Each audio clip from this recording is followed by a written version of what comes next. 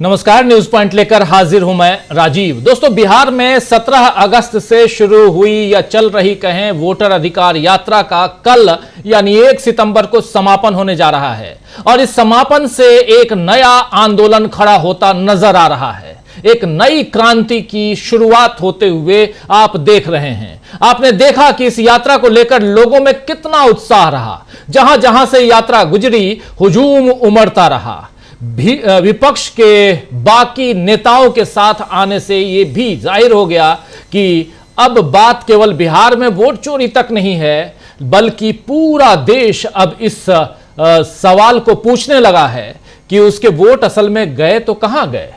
Vote तो किसी और को देकर आए थे और जीत कोई और गया, क्योंकि चुनाव आयोग की निष्पक्षता पर रोजाना सवाल खड़े हो रहे हैं। आपको याद होगा कि सुप्रीम कोर्ट ने एसआईआर पर पिछली सुनवाई में यानी 22 तारीख को जो सुनवाई हुई थी, 22 अगस्त को, उसी सुनवाई में राजनीतिक दलों से पूछा था कि इतने लोगों के नाम कट गए तो आपके बीएलए यानी बूथ लेवल एजेंट जो है वो कहां थे, क्योंकि चुनाव आयोग ने दावा किया है कि राजनीतिक दलों ने कोई शिकायत ही नहीं की। अब कांग्रेस ने बताया है कि अकेले उसने 89 लाख शिकायतें की हैं, लेकिन चुनाव आयोग कह रहा है 0। आइए जरा सुन लेते हैं। आज पवन खेड़ा ने और पूरी कांग्रेस पार्टी ने पटना में सदाकत आश्रम में प्रेस कॉन्फ्रेंस की और इतना बड़ा खुलासा कांग्रेस पार्टी ने कर बताया है कि 89 लाख शिकायतें हमने की, हमारे बीएलए ने की, लेकिन चुनाव आयोग ने इसे 0 करार दिया है। और कल अब सुप्रीम कोर्ट में सुनवाई है। क्या टंग जाएगा वहां चुनाव आयोग, देखेंगे कल। लेकिन आज अभी इस वक्त पहले सुनते हैं पवन खेड़ा को। सुनिए। बहुत महत्वपूर्ण खुलासा इसलिए कह रहे हैं कि लगातार सोर्सेज, ये एक बड़ा महत्वपूर्ण शब्द हो गया है, सोर्सेज से चुनाव आयोग कुछ कुछ प्लांट कराता रहता है कि साहब कोई पॉलिटिकल पार्टी कोई ऑब्जेक्शन नहीं कर रही। आपने ये सुना होगा, आपके माध्यम से हमें भी मालूम पड़ता है कि हमने कुछ नहीं किया। तो वो खुलासा इसलिए है कि कांग्रेस पार्टी ने 89 लाख कागज, 89 लाख कंप्लेंट्स, ये बहुत बड़ा आंकड़ा है, 89 लाख कंप्लेंट्स, 89 लाख शिकायतें चुनाव आयोग को दी हैं। हम अपना काम चुपचाप करते रहे और उनके सोर्सेज की सुन के मुस्कुराते रहे। सोर्सेज कहते हैं साहब 0 कंप्लेंट्स। हमें पैटर्न समझ में आया कि ये 0 कंप्लेंट्स क्यों करवाते हैं। तो फिर ये सुनाई दिया, ये दिखाई दिया, ये महसूस किया कि हमारे बीएलएस जब शिकायतें लेकर, ऑब्जेक्शंस लेकर जाते हैं, उनसे नहीं लिया जाता, उनसे शिकायतें नहीं लेते, बोले साहब इंडिविजुअल से लेंगे।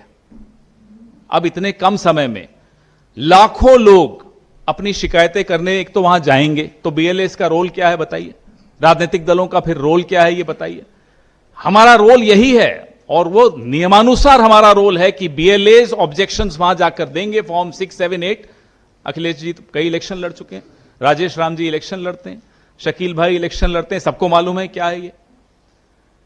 लेकिन राजनीतिक दलों से शिकायतें नहीं लेने का आदेश ज्ञानेश कुमार गुप्ता जी को आ गया होगा, तो नहीं ले रहे थे।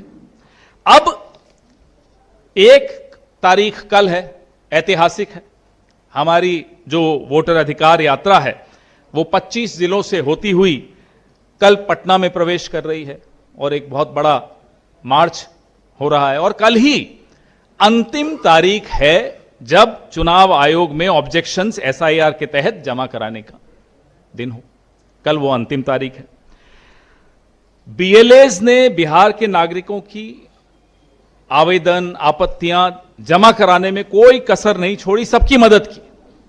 यहां तक कि ऐसे वोटर आए जो आकर हमें कहते थे कि साहब हम तो भाजपा को वोट देते हैं, या हम नोटा को वोट देते हैं, या हम आपको वोट नहीं देते, भाजपा के तो कम थे, नोटा वाले ज्यादा थे, या हमारे और अन्य दलों को देने वाले लोग थे। हमने उन सब की मदद की। आपने देखा था ना उस दिन राहुल गांधी जी को काले झंडे दिखाने 3-4 बीजेपी के लोग आए, 3, उन्होंने उनको भी चॉकलेट खिलाई, जीप में बैठाया। तो हमारी पार्टी की परंपरा यही। तो यहां आप सुन रहे थे, कांग्रेस ने बताया है कि 89 लाख शिकायतें चुनाव आयोग को दी हैं, लेकिन उसके बीएलए से शिकायतें नहीं ली जाती। कल 1 सितंबर को चुनाव आयोग में एसआईआर के तहत शिकायतें दर्ज करवाने की आखिरी तारीख है और कांग्रेस ने कहा है कि बीएलएज ने यानी बूथ लेवल एजेंट्स ने सभी के आवेदन इकट्ठा कर जिला अध्यक्षों के माध्यम से डीईओ को जमा करवाए हैं। वहीं कल सुप्रीम कोर्ट फिर से सुनवाई करने वाला है, क्योंकि आरजेडी की भी ऐसी ही शिकायतें हैं। ऐसे में कांग्रेस के इस खुलासे से चुनाव आयोग फंस गया है। चुनाव आयोग फंसने के बाद एक विज्ञप्ति उसने जारी की है चुनाव आयोग ने। उस विज्ञप्ति को भी आपके सामने रख देता हूं। कांग्रेस के इसी प्रेस कॉन्फ्रेंस के बाद चुनाव आयोग की विज्ञप्ति आई है, प्रेस रिलीज आई है। इस प्रेस रिलीज में जल्दी जल्दी पढ़ के सुनाता हूं आपको दोस्तों। इंडियन नेशनल विज्ञप्ति, ये चुनाव आयोग, बिहार चुनाव आयोग, इंडियन नेशनल कांग्रेस के जिला कांग्रेस कमेटी के अध्यक्षों ने जिला निर्वाचन अधिकारियों को बिहार के करीब 89 लाख लोगों के नाम मतदाता सूची से काटने के लिए पिछले 1-2 दिनों में पत्र दिए हैं। नियमानुसार व चुनाव आयोग के निर्देशों के अंतर्गत कोई भी नाम काटने की आपत्ति, नंबर 1, दूसरा का नंबर ए, निर्वाचक पंजीकरण नियम 1960 यानी representation of people act 1960 registration act के नियम 13 के तहत सिर्फ फॉर्म 7 में दी जा सकती है, या बूथ लेवल एजेंट्स जो कि राजनीतिक दलों द्वारा नियुक्त किए जाते हैं द्वारा निर्धारित प्रपत्र व लोक प्रतिनिधित्व अधिनियम, यह है रिप्रेजेंटेशन ऑफ पीपल एक्ट 1950 की धारा 31 के अनुसार घोषणा के साथ दिया जा सकता है। यह बता रहा है चुनाव आयोग की क्या किया जा सकता है। माननीय उच्चतम न्यायालय ने भी अपने 22/8/2025 के अंतरिम आदेश में यह स्पष्ट किया है कि 12 राजनीतिक दलों के द्वारा प्रारूप यानी जो गणना पत्र है, प्रारूप मतदाता सूची के में ड्राफ्टेड मतदाता सूची जो है उसमें कोई भी गलत नाम की जानकारी संबंधित निर्वाचन पंजीकरण अधिकारी को यानी ईआरओ को निर्धारित प्रारूप में जमा कराएं। अपितु कांग्रेस पार्टी के जिला कांग्रेस कमेटी के अध्यक्षों के द्वारा दी गई आपत्ति निर्धारित प्रपत्र में नहीं है। यह इनका कहना है कि निर्धारित प्रपत्र में नहीं है। जिला निर्वाचन अधिकारी इन आपत्तियों को संबंधित निर्वाचन पंजीकरण अधिकारियों को उचित कार्रवाई के लिए अग्रेषित कर रहे हैं। यानी ये जो 89 लाख, यहां जो 89 लाख जो नाम की जो शिकायतें दर्ज कराई गई कांग्रेस पार्टी की तरफ से, वो 89 लाख अब यहां बताया जा रहा है कि ये चूंकि नहीं है, या आखिरी पॉइंट यहां पर है कि इस दौरान ये अपेक्षित है कि करीब 89 लाख मतदाताओं, जो कि एक बहुत बड़ी संख्या है, कि नाम काटने की प्रक्रिया शुरू करने से पहले निर्वाचन पंजीकरण अधिकारी जिला कांग्रेस कमेटी के अध्यक्षों से निर्वाचक पंजीकरण नियम 1960 के नियम 20(3)(b) के अंतर्गत अपने विवेकानुसार निर्धारित शपथ लेने के बाद करीब 89 लाख मतदाताओं के नाम काटने की प्रक्रिया पर समुचित निर्णय लेंगे। यहां साफ साफ लग रहा है कि चुनाव आयोग पहली बार लपेटे में आया है। जिसको बोलते हैं ना लपेटे में आना, वो लपेटे में आया है। और कल ये सारी चीजें सुप्रीम कोर्ट में दी जाएंगी, दिखाई जाएंगी, क्योंकि सुप्रीम कोर्ट में कहा जा रहा था कि चुनाव आयोग की मदद नहीं कर रहा है, बीएलएज मदद नहीं कर रहे, यानी राजनीतिक दल, उनके एजेंट वो मदद नहीं कर रहे हैं। और कांग्रेस पार्टी आज इस पर बड़ा हंगामा खड़ा कर दी, बड़ा खुलासा कांग्रेस पार्टी ने कर दिया। कांग्रेस ने यह भी बताया है कि किन कारणों का हवाला देकर वोट काटे गए हैं। अब यहां कारण इसी प्रेस कॉन्फ्रेंस में जिसका जिक्र यहां पर, जिसके बारे में स्पष्टीकरण आ गया है, क्लैरिफिकेशन आ गया है चुनाव आयोग की तरफ से, जो आपके सामने हम रख रहे थे। लेकिन अब इसके आगे आज इसी प्रेस कॉन्फ्रेंस में पवन खेड़ा ने बताया है कि किन किन कारणों का हवाला देकर ये नाम काटे गए हैं और कहां कितने।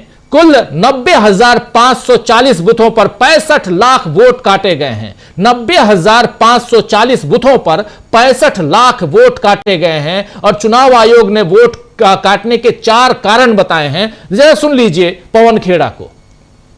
अब कंप्लेंट्स बड़ी चौंकाने वाली हैं, वो आपको बड़ा आनंद भी आएगा और सोर्सेस से जाके पूछिएगा अब इसका क्या जवाब देते हैं। कुल 90,540 बूथ पर 65 लाख वोट काटे गए। आपने सुना होगा वो। चुनाव आयोग ने 4 कारण बताए नाम काटने के। पहला, पलायन के कारण 25 लाख वोट कटे।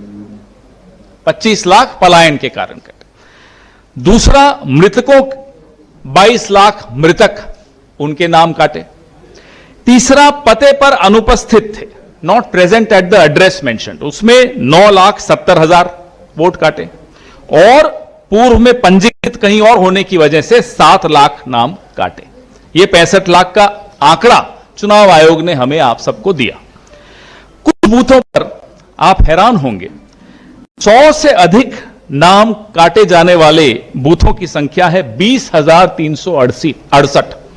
20,368 बूथ पे 100 से अधिक नाम कटे और इन 65 लाख नामों में 30 लाख नाम इन्हीं बूथों पर केंद्रित हैं। इसी प्रकार 200 से ज्यादा नाम काटे जाने वाले बूथों की संख्या है लगभग 1988 1988 बूथ्स पे 200 से ज्यादा लोग नाम उनके कट गए।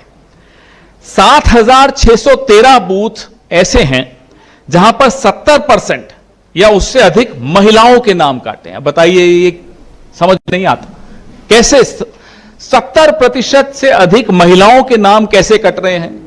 ज्यादा करके अखिलेश बाबू बता रहे थे कि पलायन तो पुरुष ज्यादा करते हैं, तो ये महिलाओं के नाम 70% कैसे कट रहे हैं। 7,613 बूथ, 635 बूथ ऐसे हैं जहां प्रवासी श्रेणी में काटे गए नामों में 75% से अधिक महिलाएं हैं। प्रवासी घोषित कर दिया 75% महिलाओं को और उनके नाम काट दिए। ये क्या षड्यंत्र है, क्या साजिश है, आप ज्यादा बेहतर बता पाएंगे, आप लोग खोजी पत्रकार हैं। ऐसा लगता है कि परिलक्षित किया महिलाओं, टारगेट किया महिलाओं को कि साहब इन महिलाओं के नाम काटने हैं। मृत श्रेणी में विसंगतियां आपने देखा राहुल जी के साथ चाय पीते हुए मृतक लोग। तो सुन लिया आपने, यहां साफ साफ बता दिया पवन खेड़ा ने कि कुल 90,540 बूथों पर 65 लाख वोट काटे गए और उसके 4 कारण बताए गए हैं चुनाव आयोग की तरफ से। पहला कारण जो है पलायन के कारण 25 लाख नाम काटे गए। दूसरा कारण मृतकों के जो हैं वो 22 लाख वोट काटे गए, 22 लाख मृतकों के नाम काटे गए। और पते पे, जिस पते पे वो रहते थे उस पते पे अनुपस्थित थे, इसलिए 9,70,000 नाम काटे गए। और पूर्व में कहीं और पंजीकरण होने की वजह से, यानी उसका नाम कहीं और भी था और यहां भी था, यानी 2 वोटर आईडी थे, इसलिए 7 लाख काटे गए। और 100 से ज्यादा नाम काटे जाने वाले बूथों की संख्या 20,368 है। 100 से ज्यादा नाम काटे जाने वाले बूथों की संख्या 20,368 है। 200 से ज्यादा नाम काटे जाने वाले बूथों की संख्या 1988 है। 7,613 बूथ ऐसे हैं जहां 70% से ज्यादा महिलाओं के नाम काटे गए हैं। 7,613 बूथ ऐसे हैं जहां 70% से ज्यादा, 70% से ज्यादा महिलाओं के नाम काटे गए हैं। 635 बूथ ऐसे हैं, 637 बूथ ऐसे हैं जहां प्रवासी श्रेणी में काटे गए नामों में 75% से ज्यादा महिलाएं हैं, जिसके बारे में कह रहे थे कि ज्यादातर तो जो पलायन होता है या किसी दूसरे राज्य में जाकर काम करने वाले, अगर मेल और फीमेल में देखा जाए, महिला और पुरुष में देखा जाए तो पुरुष ज्यादा जाते हैं बाहर काम करने के लिए, लेकिन यहां 75% महिलाओं के नाम काट दिए गए। 7,931 यानी 7,931 बूथों पर 75%, 75% नामों को काटकर मृत श्रेणी में डाल दिया गया। इन सभी आंकड़ों को फिर से जांचना बहुत जरूरी है। इतने बड़े पैमाने पर एक पैटर्न के तहत लोगों के नाम काटे गए हैं, यह बात कांग्रेस पार्टी कह रही है। तो दोस्तों, कांग्रेस जिस तरह एक एक बूथ पर कटे हुए नामों का हिसाब सामने रख रही है, उससे जाहिर है कि अब वो हर कदम फूंक फूंक कर उठा रही है। महाराष्ट्र और हरियाणा में उसने सत्ता गंवा दी, लेकिन अब बिहार में ऐसा नहीं होने दिया जाएगा। यह कांग्रेस ने अपने एक्शन में दिखा दिया है। इसके बाद चुनाव आयोग को भी दायरे में रहकर ही काम करना पड़ेगा, यह भी दिखाई दे रहा है। और कल इसी पर सुनवाई है सुप्रीम कोर्ट में। ये तमाम मामले जो हैं सुप्रीम कोर्ट में जाएंगे कल। दूसरी तरफ उधर गांधी मैदान में वोटर अधिकार यात्रा का जो समापन हो रहा है, उसके लिए भी विपक्ष ने बड़ी तैयारी कर ली है। और वहां से सीधे लाइव हम जोड़ेंगे, हमारे साथी इकरार वहां मौजूद हैं, हमारे साथी समीरात मिश्र भी वहां पहुंच गए हैं। तो लेकिन इस वक्त इकरार से आपको रूबरू करवाऊंगा और क्या तैयारियां चल रही हैं गांधी मैदान में, वो सारी बातें आप तक हम पहुंचाएंगे। लेकिन बताया यह जा रहा है कि कम से कम 50,000 कांग्रेस कार्यकर्ता आज रात मैदान में, गांधी मैदान में गुजारेंगे। वहीं गांधी मैदान में रात को रहेंगे, आज ही रात को वो पहुंच रहे हैं। और वैसे तो राहुल गांधी को भी उनके साथ ही खुले आसमान के नीचे रहना था। वो चाहते थे कि रात राहुल गांधी भी वहीं रहें, यानी गांधी मैदान में रहें और कल सुबह इस पूरे कार्यक्रम का आरंभ किया जाए। लेकिन नीतीश सरकार ने सुरक्षा कारणों से उन्हें यानी राहुल गांधी को अनुमति नहीं दी, लिहाजा राहुल गांधी अब कल सुबह पटना पहुंचेंगे। लेकिन इस यात्रा में राहुल ने अलग अलग तबकों से मिलने और उनकी तकलीफों को समझने का सिलसिला जारी रखा है। दलित, पिछड़े और अल्पसंख्यक समुदायों के 52 लोगों से राहुल गांधी की मुलाकात हुई, जो उन लोगों की खबरें सामने लाते हैं जिन्हें मेन स्ट्रीम मीडिया में दबा दिया जाता है। इस बातचीत में राहुल गांधी के साथ इन लोगों ने अपने संघर्षों को साझा किया है। आइए जरा सुनाता हूं एक छोटी सी बानगी, 8.25 मिनट का यह है, लेकिन आखिरी का कुछ मिनट, एक आध मिनट आपको सुनाकर हम बताना चाहते हैं कि राहुल गांधी की मुलाकात और बातचीत में क्या कुछ सामने निकल कर आ रहा है। जरा सुनिए। जब हमने थाने में FIR दर्ज कराई सर, हमारे केस फॉल्स हो गए और उनके द्वारा हमारे ऊपर 2 फर्जी मुकदमे करा दिए गए। यानी कि सर न्याय की कोई उम्मीद ही नहीं है। जहां हम लोग कहते हैं कि डेमोक्रेसी है, लेकिन डेमोक्रेसी नाम की कोई चीज़ नहीं है। ऐसे करते हैं, ये अभी चल रहा है, यहाँ पे यात्रा चल रही है, आप 52 लोग दिल्ली में आके मुझसे मिलो, ठीक है? और फिर थोड़ी अच्छी तरह सोच के प्लान करके कि हम इस 52 को 100, 200, 500, 1000, 2000, 10,000 कैसे करें और किस प्रकार से हम आपकी थोड़ी सी अगर प्रोटेक्शन हो, असिस्टेंस हो, जो भी, मैं बड़े वायदे नहीं करूंगा, बट किस प्रकार से हम कर सकते हैं उसके बारे में डिस्कस करते हैं। Thank you. तो 52 लोग और जो पिछड़े तबके के हैं, दलित हैं, अल्पसंख्यक हैं, इन लोगों, और ये पत्रकारिता कर रहे हैं, ये लोग अब मिले राहुल गांधी से मुजफ्फरपुर में और इन लोगों ने अपनी बात रखी कि कैसे इनके ऊपर अगर ये खबरें लाते हैं या इस तबके की खबर को दिखाने की कोशिश करते हैं तो FIR तक दर्ज करा दी जाती है। बीजेपी के लिए SIR यानी स्पेशल इंटेंसिव रिवीजन महज सत्ता पर बने रहने का साधन हो सकता है दोस्तों, लेकिन राहुल गांधी जिसे वोटों की चोरी और अधिकारों की चोरी बता रहे हैं, असल में SIR उसके जरिए अब न्याय की चोरी का जरिया भी बन रहा है। इसलिए बीजेपी अगर यह सोचती है कि महादेवपुरा के मुकाबले वो रायबरेली या वायनाड के आंकड़े लाकर राहुल गांधी को चुप कराएगी या तेजस्वी यादव को CM पद के सवाल पर उलझा देगी या इन दोनों का साथ देने वाले बाकी नेताओं पर भी किसी न किसी किस्म के तंज कसेगी और इस वजह से वोट चोरी के खिलाफ उठने वाली आवाज दब जाएगी, तो शायद बीजेपी गलत है। कम से कम बिहार में, और बिहार ने, बता दें कि बिहार ने बीजेपी को गलत साबित कर दिया है पिछले 13, 14, 15 दिनों में। तो आइए दोस्तों आज इसी पर चर्चा करेंगे इस न्यूज पॉइंट में कि इस बार विपक्ष को हल्के में लेकर भारी नुकसान उठाएगी बीजेपी। बीजेपी का ऑलरेडी नुकसान हो चुका है, भारी नुकसान हो चुका है। क्या नुकसान हो चुका है बीजेपी का बिहार में और बिहार से लेकर पूरे देश में, उस पर चर्चा करेंगे। चर्चा यह भी करेंगे कि वोट चोरी पर कैसे चुनाव आयोग फंस गया है और कल उसे जवाब देते बनेगा या नहीं बनेगा सुप्रीम कोर्ट में, यह भी समझेंगे। हमारे साथ कुछ वरिष्ठ साथी जुड़े हुए हैं, उन सबसे पहले आपका परिचय करवाता हूं और आगे बढ़ते हैं। जरा स्क्रीन पर हमारे तमाम साथियों को ले आइए, चर्चा को आगे बढ़ाते हैं। और हमारे 5 साथी इस वक्त मौजूद हैं। देखिए, बिहार पटना से जुड़े हुए हैं प्रेम कुमार जी हमारे साथ, और उधर कोलकाता से जुड़े हुए हैं हमारे साथी प्रफुल्ल कोलख्यान जी। इधर दिल्ली से 3 साथी हैं, जयशंकर गुप्त जी हैं, प्रशांत टंडन जी हैं, अमलेंदु उपाध्याय जी हैं। आप पांचों का स्वागत इस्तकबाल है। स्वागत इस्तकबाल आप तमाम दोस्त साथी शुभचिंतक आप सबका, जो अब तक जुड़ चुके हैं उनका भी, जो जुड़ने वाले हैं उनका भी स्वागत है। और सबसे बड़ी चीज, प्रेम कुमार जी आपके पास ही, क्या कुछ चल रहा है उधर पटना में, क्या कुछ चल रहा है उधर बिहार में? और पटना देखिए, एक हमारे साथी सीधे जुड़ गए हैं, इकरार सीधे गांधी मैदान से।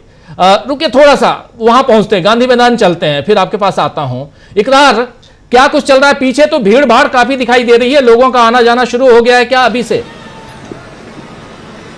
इकरार आवाज आ रही है? नहीं आ रही है इकरार के पास आवाज। चलिए आवाज पहुंचाने की कोशिश करते हैं, तब तक प्रेम कुमार जी आपके पास आता हूं, तो जब तक आवाज उधर क्लियर हो, हमारी आवाज वहां तक पहुंचे। प्रेम कुमार जी, क्या तैयारियां चल रही हैं और क्या सचमुच बीजेपी को पिछले 15 दिनों में भारी नुकसान उठाना पड़ा है, माना जाए या नहीं? जी देखिए, पिछले 15 दिनों में नुकसान उठाना पड़ा है। अगर यहीं से बात शुरू करें तो ये बात तो मीडिया में आ चुकी है कि सोशल मीडिया के विभिन्न प्लेटफॉर्म्स में, इंस्टाग्राम, फेसबुक, यूट्यूब, इन पर राहुल गांधी ने नरेंद्र मोदी पर लोकप्रियता के मामले में कहीं 7 गुना, कहीं 5 गुना, कहीं 2.5 गुना बढ़त ले ली है। फॉलोअर्स के मामले में भी यही हाल है। तो ये बीते जो यात्रा शुरू हुई है उसके बाद का ये फिगर है, तो वो अपने आप में उस कहानी को कहता है कि स्थिति बदली है। और दूसरी बात है कि जो पूरे बिहार में यात्रा हुई, यात्रा के दौरान जो कुछ कुछ बातें देखने सुनने को मिली, थोड़ा सा मैं शेयर भी करना चाहूँगा। जैसे मुझे एक व्यक्ति ने बताया कि मैं तो सवर्ण कास्ट से हूँ, अपर कास्ट से हूँ और मैं बीजेपी को वोट करता रहा हूँ, लेकिन राहुल गांधी की यात्रा जब यहाँ से गुजरी तो मैं भी उत्सुकतावश उनके पास गया और मुझे जाने में कोई दिक्कत नहीं हुई। और जब मैं इतने करीब पहुंच गया, मुझे इतनी खुशी हुई उनसे मिल करके कि मत पूछिए। लेकिन मैं बाद में सोचता हूं कि मैं तो उनको चाकू भी मार सकता था, मैं तो उनकी गर्दन भी काट सकता था। लेकिन फिर वही कहता है, लेकिन ये सब ख्याल उस समय हमारे मन में नहीं आए। लेकिन मैं तो बीजेपी का आदमी हूँ, संघ का आदमी हूँ और राहुल गांधी का विरोधी हूँ, मैं तो कुछ भी कर सकता था। तो उसके इस बात का उदाहरण में दे करके उसके आश्चर्य को मैं व्यक्त कर रहा हूं कि देखिए राहुल गांधी का खतरा कितना बड़ा है। लोग बोल रहे हैं कि राहुल गांधी जनता से मिल रहे हैं, लेकिन जनता से मिलते हुए कितना बड़ा खतरा, जान का जोखिम मोल ले रहे हैं। आप इस बात से समझिए कि किसी की चाकू, किसी का खंजर जो है उन तक पहुंच सकता है, ऐसी स्थिति बन रही है।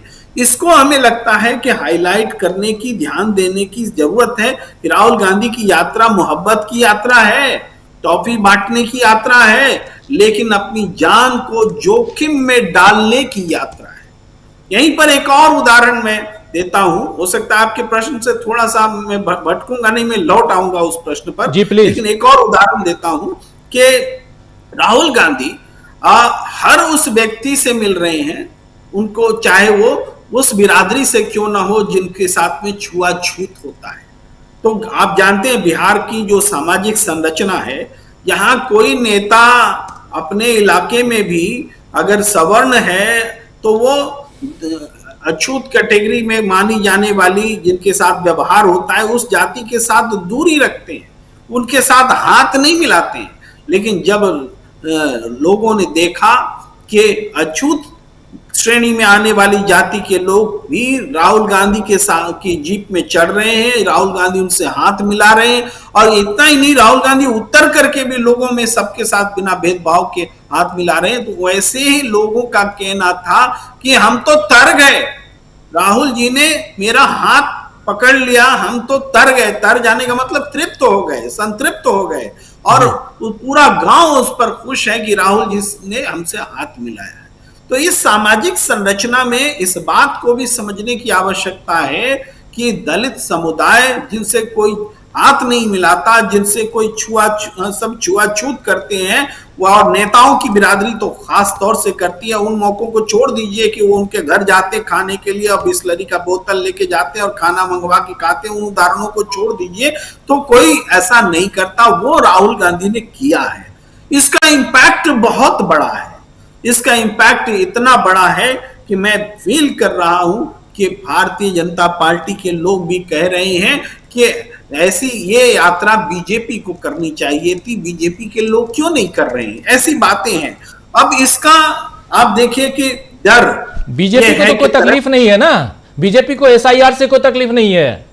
65 लाख वोट जो काटे गए हैं वो तो विपक्ष के काटे गए हैं, बीजेपी के लोगों के काटे नहीं गए। और कांग्रेस ने तो अब रख दिया है पूरा कि कहां के किस बूथ के कितने लोगों के कितनी महिलाएं जो हैं वो वंचित हो गई हैं। और कल आखिरी दिन है जैसा पवन खेड़ा बता रहे थे, तो इसलिए उनको क्या तकलीफ है, वो क्यों करेंगे पदयात्रा या क्यों करेंगे कोई यात्रा, वोटर अधिकार यात्रा, उनकी जरूरत ही नहीं। वोट तो चुराते हैं वो, राहुल गांधी कह रहे हैं, और अब बच्चा बच्चा जान रहा है वहां पे।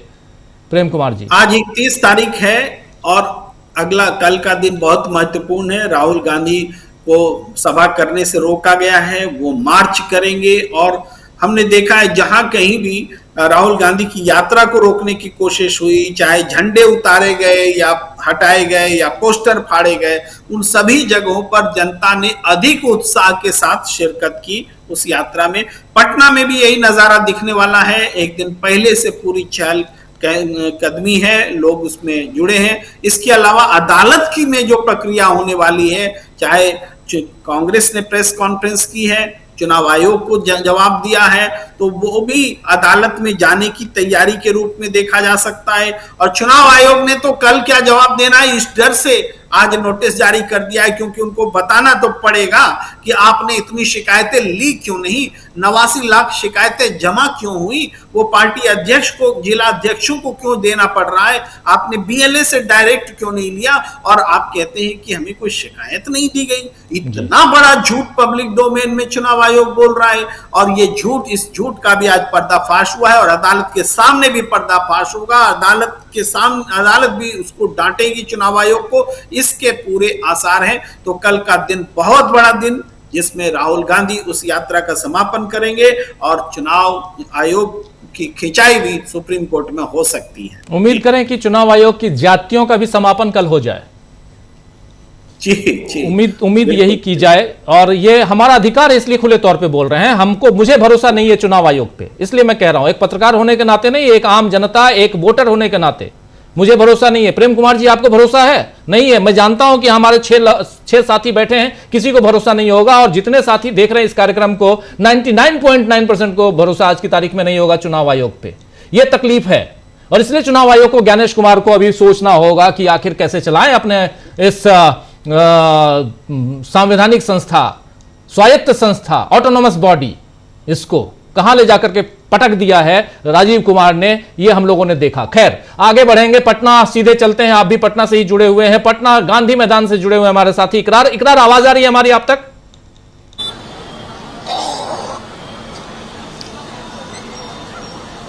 इकरार तक आवाज नहीं जा रही है, पहले कोशिश कीजिए इकरार तक आवाज हमारी पहुंचे।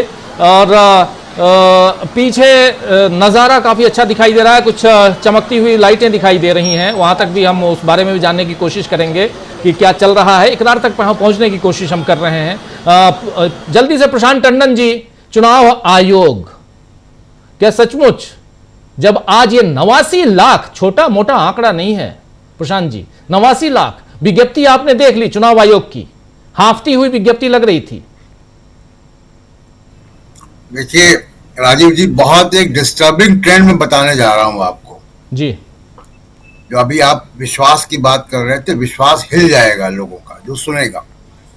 कांग्रेस पार्टी का जो ट्वीट है जो आप पढ़ रहे थे,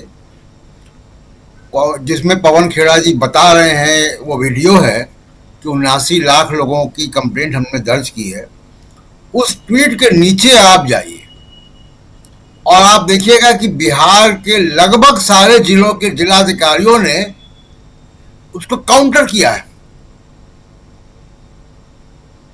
जिलाधिकारियों के आधिकारिक हैंडल से वो ट्वीट, वो जवाब गए हैं। यानी एक राजनीतिक पार्टी को पूरे बिहार के जिलाधिकारी जो है वो उसका विरोधाभास उसका एक प्रस्तुत कर रहे हैं। ये कह रहे हैं कि उनको कंप्लेंट उस फॉर्मेट में नहीं मिली जो फॉर्मेट आपने भी बताया।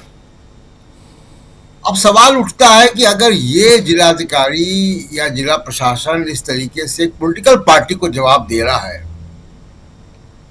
और इनमें से अधिकांश लोग रिटर्निंग ऑफिसर होंगे जी, इन्हीं को चुनाव करवाना है, तो क्या ये रिटर्निंग ऑफिसर निष्पक्ष चुनाव करवाएंगे?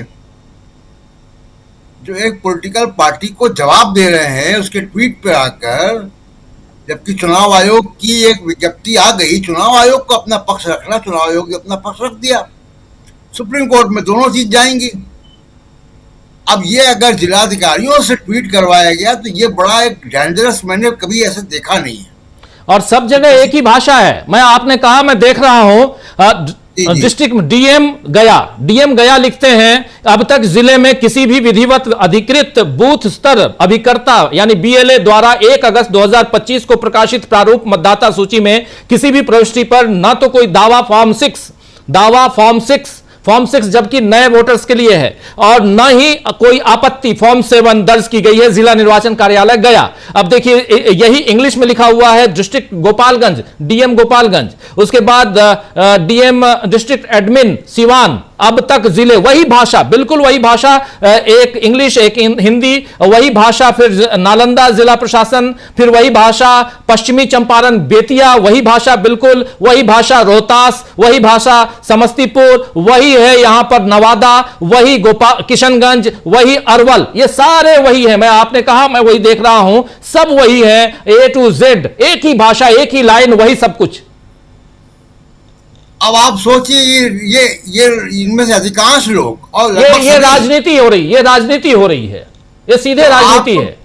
आपने अफसरशाही को पॉलिटिकल पार्टी के खिलाफ खड़ा कर दिया जी। अब ये अफसर रिटर्निंग ऑफिसर भी होंगे, तो क्या ये निष्पक्ष चुनाव करवा पाएंगे? किसको भरोसा होगा? अभी आप भरोसे की बात पूछ रहे थे राजीव जी। ये स्थिति है भारत में लोकतंत्र के चुनाव आयोग की।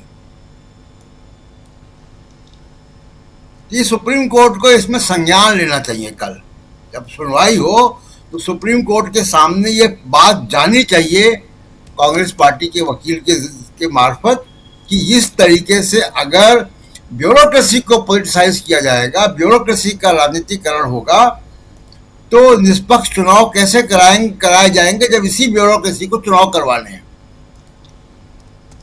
अब जो कांग्रेस का जो मूल सवाल है, चिंताजनक बात है राजीव जी, मैंने कभी ऐसे पहले देखा नहीं है। अब जो मूल सवाल है कि इलेक्शन कमीशन ने झूठ पर झूठ बोले हैं, गलत बयानी की है, सुप्रीम कोर्ट को बहुत चीजों में गुमराह किया है।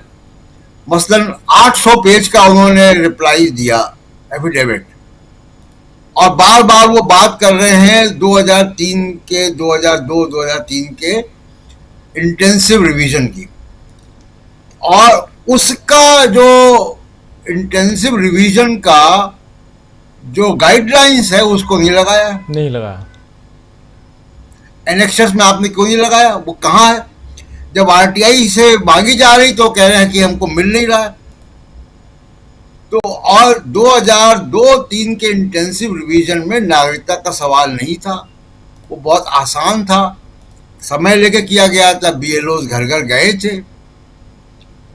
अब जो बातें डिस्क्रिपेंसी है, जो कांग्रेस पार्टी ने आरोप लगाया, कांग्रेस पार्टी के अलावा मैं तो जो मीडिया में खबरें, जो इंडिपेंडेंट रिसर्चर्स की बातें हैं, वो मैं बता रहा हूं आपको कि 3 जिलों में, पटना, मधुबनी और एक और जिले में जो है, 3 ईस्ट चंपारण में, यानी पटना, मधुबनी और ईस्ट चंपारण में 3 जिलों के बारे में मैंने जो पढ़ा रिसर्च में, 40 साल के नीचे के लगभग 38% लोगों के नाम काटे गए हैं। महिलाओं के नाम इन जगहों पे 47% महिलाओं के नाम काटे गए हैं। तो महिलाओं के और युवाओं के नाम काटे जा रहे हैं ज्यादा बड़ी संख्या में। वो कांग्रेस पार्टी का भी आरोप है, ये इंडिपेंडेंट रिसर्चर्स का भी आरोप है। यही फिगर्स लगभग वही आ रही हैं जो इंडिपेंडेंट रिसर्चर्स की। मैं तो कांग्रेस की फिगर्स तो आपने बताई, मैं तो रिसर्चर्स की बता रहा हूं जी। तो ये अगर इतने और बूथ बाई बूथ जो है इतनी बड़ी संख्या में नाम काटे जा रहे हैं, तो ये इशारा कर रहा है कि ये मामला किसी उद्देश्य से, राजनीतिक उद्देश्य से किया जा रहा है। और मैं क्यों कह रहा हूं, अप्रैल मई तक इलेक्शन कमीशन की वेबसाइट में चले जाइए, इलेक्शन कमीशन चुनाव सुधारों की बात कर रहा है और कैसे वोटर आईडी बनवाया जाए, तमाम बातें अप्रैल के महीने में इलेक्शन कमीशन कर रहा है। पॉलिटिकल पार्टी से एंगेजमेंट कैसे बढ़ाया जाए, तमाम बातें कर रहा है। इंटेंसिव रिवीजन की बात नहीं कर रहा है।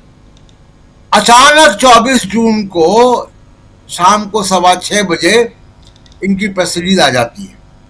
कोई पॉलिटिकल पार्टी से एंगेज, यानी इलेक्शन कमीशन को भी नहीं मालूम था कि इनको करना है जी। इनको कहीं से आदेश हुआ कि करना है और उसका पूरा पैटर्न इनको बता दिया गया।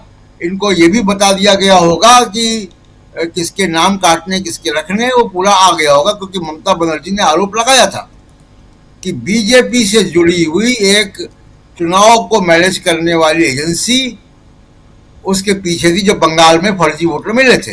ये ममता बनर्जी का आरोप था। और इतना प्रिसाइज काम कि इतने वोट पोलिंग बूथ पर इतने हजार नाम काटने, इतने पोलिंग बूथ पर इतने हजार नाम काटने, महिलाओं के नाम काटने, युवाओं के नाम काटने, दलितों के, मुसलमानों के नाम काटने, बहुत ही मतलब एक पैटर्न दिख रहा है नाम काटने का जी। अब कल सुप्रीम कोर्ट में सुनवाई होगी तो ये सब मुद्दे आने चाहिए। चिंता का विषय ये है राजीव जी कि 2020 में सितंबर के मैं एग्जैक्ट डेट भी बता सकता हूं कि सितंबर में जो है वो नोटिफिकेशन इशू हो गया था, यानी लगभग हम एक महीना दूर है। 25 सितंबर को, 25 सितंबर जहां तक मुझे जी 25 सितंबर को नोटिफिकेशन इशू हो गया था। आज हम बात कर रहे हैं 31 अगस्त को। कल से सितंबर चालू हो जाएगा।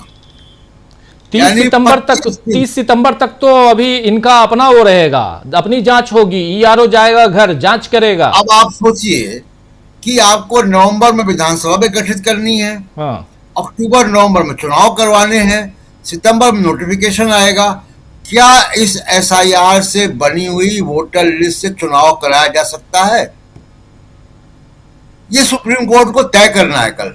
जी राजीव जी, बिल्कुल बिल्कुल आप सही कह रहे हैं कि ये सुप्रीम कोर्ट को तय करना है कि इस लिस्ट से आप एसआईआर करवाना है, करवाते रहिए, क्योंकि सुप्रीम कोर्ट में ही दलीलें दी गई हैं याचिकाकर्ताओं की तरफ से कि आपको करवाना है, करवाइए, आप 6 महीने लीजिए, साल भर लीजिए, लेकिन अभी इस चुनाव में जो आप करवाना चाहते हैं इसी एसआईआर और उसी के बाद जो मतदाता सूची तैयार होगी उस पर यह राजी नहीं है, याचिकाकर्ता राजी नहीं है पहले दिन से। उस पर भी अभी डिसीजन आना है, लेकिन उससे पहले एक जो सुनवाई कल होनी है, इस समय सीमा को, इस अवधि को बढ़ाना, अगर अवधि बढ़ाते हैं तो क्या 22 नवंबर से पहले आप सरकार गठित कर देंगे? 22 नवंबर लास्ट डेट है चुनाव सरकार गठित करने का बिहार में, विधानसभा भंग हो जाएगी उसके बाद। तो यह सब कुछ बिहार के लिए 22 नवंबर से पहले, और 26 अक्टूबर को बिहार में छठ का त्योहार है, 20 अक्टूबर को पूरे देश में आप जानते हैं कि दीपावली है, तो 20 फिर उसके बाद छठ, उसके बाद फिर आप लगभग 25 दिनों के अंदर आपको चुनाव भी करवाना है, रिजल्ट भी लेना है, सरकार भी गठित करना है। क्या क्या होगा देखा जाएगा। जल्दी से चलते उधर पटना के गांधी मैदान में हमारे साथी इकरार खान जुड़े हुए हैं। इकरार, आवाज आ रही है हमारी?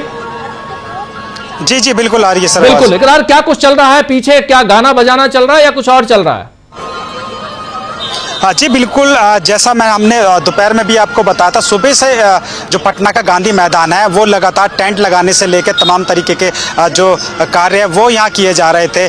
जिस तरह हमने बताया कि यहाँ साइड में जो है लोगों के रुकने का इंतज़ाम किया गया था, तमाम जितने भी है, लेकिन राहुल गांधी को परमिशन नहीं मिली, इसलिए राहुल गांधी यहाँ नहीं रुक पाएंगे। लेकिन उनके अलावा जो कार्यकर्ता हैं या जो दूर दूर से जो बिहार के अलग अलग हिस्सों से जो लोग आ रहे हैं, उनके रुकने का इंतज़ाम यहाँ किया गया है। आप देख सकते हैं तमाम तरह जो यहाँ पे लोगों का आना शुरू हो गया है लगभग अभी से, जबकि कार्यक्रम सुबह 11 बजे से है। तो पीछे जो है ये सांस्कृतिक कार्यक्रम किया जा रहा है, इसमें देशभक्ति के गाने बजाए जा रहे हैं ताकि जो यहाँ लोग आए हैं वो देशभक्ति से ओतप्रोत, संविधान से संबंधित जो प्रस्तावना है वो पढ़ी जा रही हैं। जो लोग यहाँ मौजूद हैं उन्हें ये एहसास हो कि हम यहाँ एक किस कार्य के लिए यहाँ आए हैं, अपने संविधान बचाने के लिए यहाँ आए हैं, जो हमारे वोट काटे गए हैं उनकी लड़ाई लड़ने के लिए हम यहाँ आए हैं। तमाम तरीके के जो लोग हैं वो धीरे धीरे उनका आना शुरू हुआ। इससे पहले मैं राजीव जी ये बताऊं कि जब पवन खेड़ा ने प्रेस कॉन्फ्रेंस की, उस समय हम वही सदाकत आश्रम से कि वहाँ मौजूद थे, तो वहाँ उनसे सवाल पूछा गया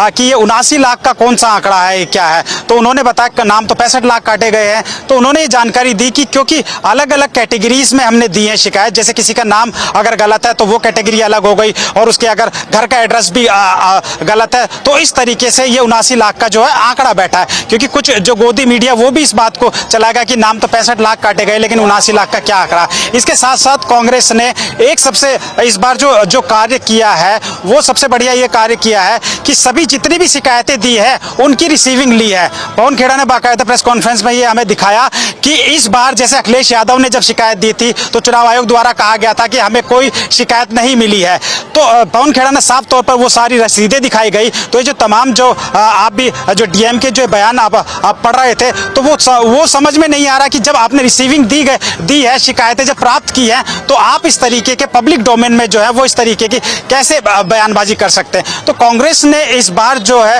वो एक मजबूत लड़ाई लड़ने की सोची है अदालत के थ्रू। इस बात की पहले ही कांग्रेस ने आशंका जाहिर की थी कि हम ये प्रेस कॉन्फ्रेंस कर रहे हैं और इस प्रेस कॉन्फ्रेंस का सोर्स से खंडन हो जाएगा। जो सोर्स वो यूज करते हैं वो आपको पता किस लिए यूज करते हैं कि ये सोर्स से जो है वो इन बातों का खंडन होगा। लेकिन इस बार हमने पूरी तैयारी की है, सारी रिसीविंग हमने ले रखी है, जो हमने शिकायत की है, तो जब जरूरत पड़ेगी तो हम अदालत में उसको पेश करेंगे। साथ ही उन्होंने प्रेस कॉन्फ्रेंस के दौरान ये कहा कि ये खुद इंडिया गठबंधन के लोग ही नहीं कह रहे कि ऐसा ये गलत टाइम पे हो रहा है। खुद चंद्रबाबू नायडू का भी उन्होंने नाम लिया। उन्होंने कहा कि करीब 6 महीने का समय कम से कम SIR या कुछ भी इस तरीके की अगर प्रक्रिया है उसको देना चाहिए। अगर मैं गांधी मैदान की, तो आप देख सकते हैं कि किस तरीके से जो यहाँ मैं फारूक से कहूँगा, फारूक जरा दिखाइए, जो आप मेरे लेफ्ट हैंड साइड पे देख सकते हैं बड़े बड़े कटआउट लगाए गए हैं। मल्लिकार्जुन खड़गे हैं, राहुल गांधी है, प्रियंका गांधी है, KC वेणुगोपाल है। इसी तरीके से दूसरी तरफ जो तेजस्वी यादव है उनकी तस्वीरें जो है वो लगाई गई है पीछे की साइड में, जो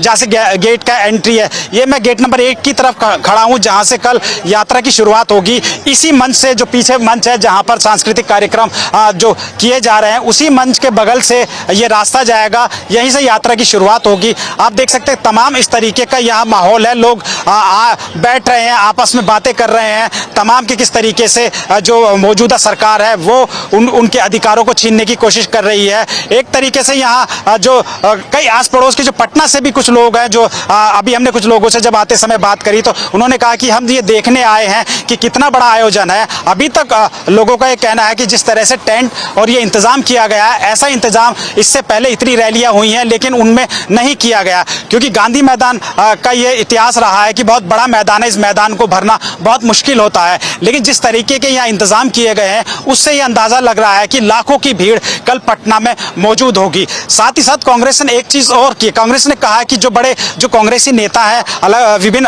राज्यों में जो है वो तो आ रहे हैं, लेकिन कार्यकर्ता जो है वो नहीं आ रहे। कार्यकर्ता सिर्फ बिहार से जुड़े हुए जो लोग हैं या बिहार की जो जनता है वो इस कार्यक्रम में आएगी। तो सबसे बड़ी बात यह है कि जो विभिन्न पॉलिटिकल पार्टियां जो मैनेज करती है रैलियों को या ऐसे पदयात्रा को मैनेज करती है कि अलग अलग राज्यों से अपने कार्यकर्ताओं को कह दिया जाता है। गुजरात से ट्रेनें लाई जाती है, तमाम ऐसे राज्यों से बसें भरकर लाई जाती है। DMO को आदेश दिए जाते हैं कि आपको बसें भर के फला मैदान में पहुंचाना। लेकिन यहाँ ऐसा कुछ नहीं है कि किसी को कोई आदेश है कि भीड़ लेकर आनी है, क्योंकि जिस तरह से जो वोट अधिकार यात्रा 17 अगस्त से जब शुरू हुई थी, लगातार जो राहुल गांधी के साथ काफिला जुड़ता गया और आरा की भीड़ देखकर उसी बात से अंदाजा लगाया जा सकता है कि लोग जो है यहाँ बिना बुलाए लोग यहाँ पहुंचेंगे। साथ ही हमारे साथी जिक्र कर रहे थे कि राहुल गांधी की सुरक्षा को लेकर काफी जो है वो ढिलाई बरती जा रही है। लेकिन जब राहुल गांधी के नजदीक कोई पहुंचता है तो राहुल गांधी की मुस्कुराहट देखकर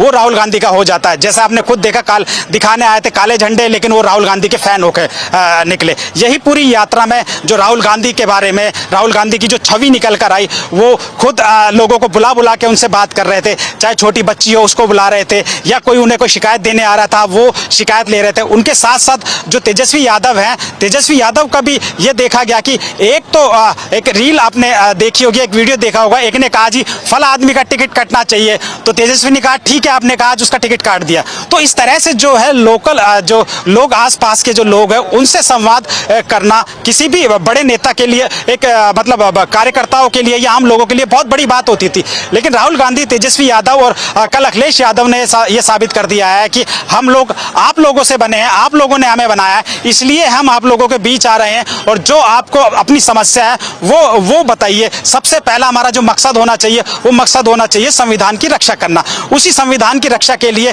कल ये पदयात्रा निकाली जा रही है। लेकिन सबसे बड़ी जो बात है, जो बसेस की जो बात मैं बार बार कह रहा हूं कि चाहे दिल्ली के रामलीला मैदान में रैली होनी हो या किसी भी मैदान में रैली होनी है, आप सभी जाते हैं, पॉलिटिकल पार्टी, जिला अध्यक्षों, तमाम लोगों को एक टारगेट दे दिया जाता है कि आपको 10 बसें लानी है, आपको 20 बसें लानी है। लेकिन यहाँ अभी तक ऐसा कुछ नहीं है कि किसी को कोई टारगेट मिला है। यानी लोग जो है वो आके जुड़ेंगे, अपने आप जुड़ेंगे, क्योंकि ये लोगों से जुड़ा मुद्दा है, SIR का मुद्दा है, लोगों के वोट कटने का मुद्दा है। जी राजी। आप बने रहिए, पूरी जानकारी आप दे रहे थे क्या कुछ चल रहा है। सबसे बड़ी बात यहाँ इकरार बता रहे हैं कि यहाँ किसी को टारगेट नहीं दिया गया है। जयशंकर जी आपके पास आऊंगा, फिर प्रफुल्ल जी आपके पास भी। और एक सबसे बड़ी बात, इतने साल से हम लोग देखते हैं, अलग अलग रामलीला मैदान को भी हमने देखा, हमने उधर मुंबई में भी देखा, पटना में भी देखा है। इस ऐतिहासिक गांधी मैदान को जयशंकर जी कई बार सुबह टहलने के लिए भी चले जाते होंगे। बचपन में मैं तो वहां दौड़ लगाने चले जाया करता था।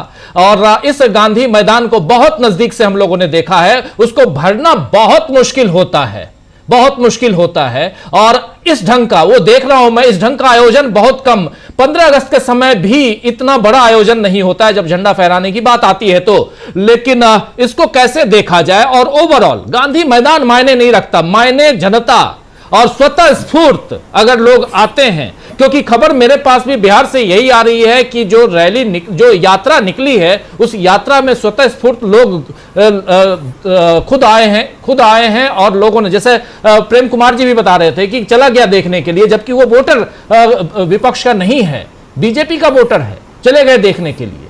उस लिहाज से यहां चुनाव आयोग, अब हम जरा आ जाए टेक्निकल पार्ट पे, जो प्रेस कॉन्फ्रेंस की है कांग्रेस पार्टी ने, और जैसा इकरार बता रहे हैं कि कांग्रेस पार्टी ने इस बार वो सारे दस्तावेज, सारी पावती, रसीदें अपने पास रखी हैं और जरूरत पड़ी तो सुप्रीम कोर्ट में वो दिखाएंगे। कैसे देखा जाए इसको?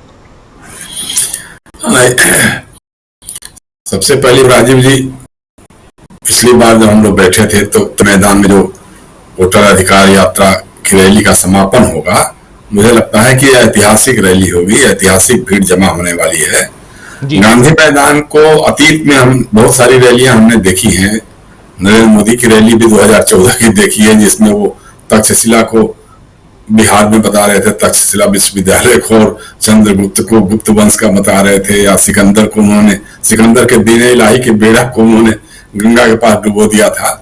उनका जो ऐतिहासिक प्रवचन हुआ था, तो वो रैली भी देखी थी। उसके पहले देखिए, रैलियां, गांधी मैदान भरा है, कई बार भरा है, लेकिन वो कभी सीपीआईएमएल के लोगों ने, आईपीएफ के लोगों ने, या कभी आरजेडी का, या किस तरह उस तरह का, या जयप्रकाश नारायण के जो बिहार आंदोलन था उस समय होता था।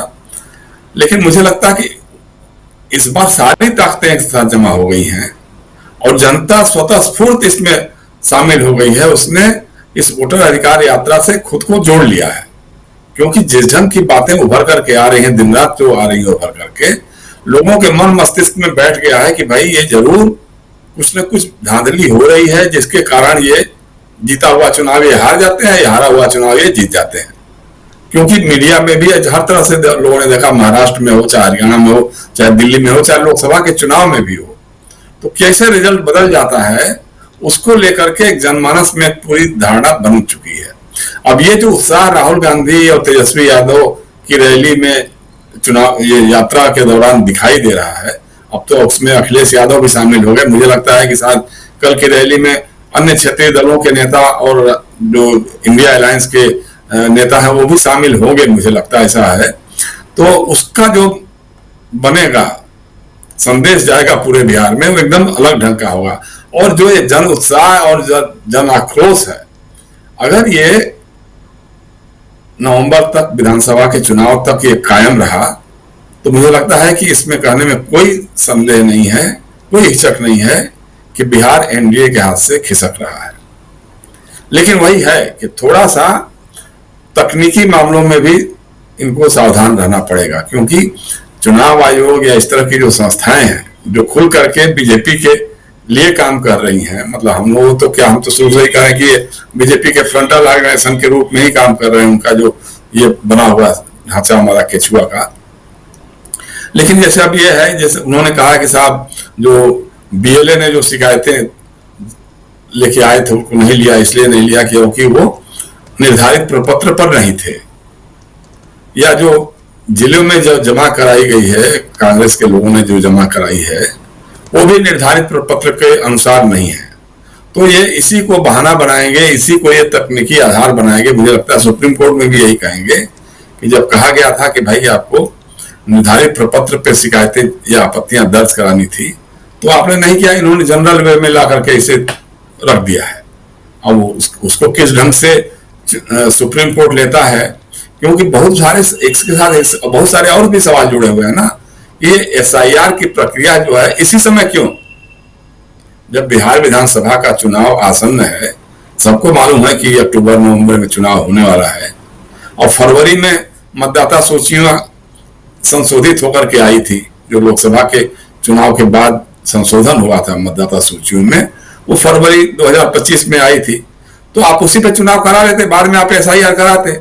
इसका मतलब कि कहीं ना कहीं आपके मन में खोट है, और ये खोट बखूबी राहुल गांधी ने, तेजस्वी ने, या कांग्रेस के लोगों ने, आरजेडी के लोगों ने, आईपीएफ के, सीपीआईएमएल के दीपांकर भट्टाचार्य जी हैं, या और लोग हैं, कम्युनिस्ट दल जो हैं, मुकेश सहनी भी साथ में हैं, इन सारे लोगों ने जनमानस को बता दिया है कि भाई वजह क्या है।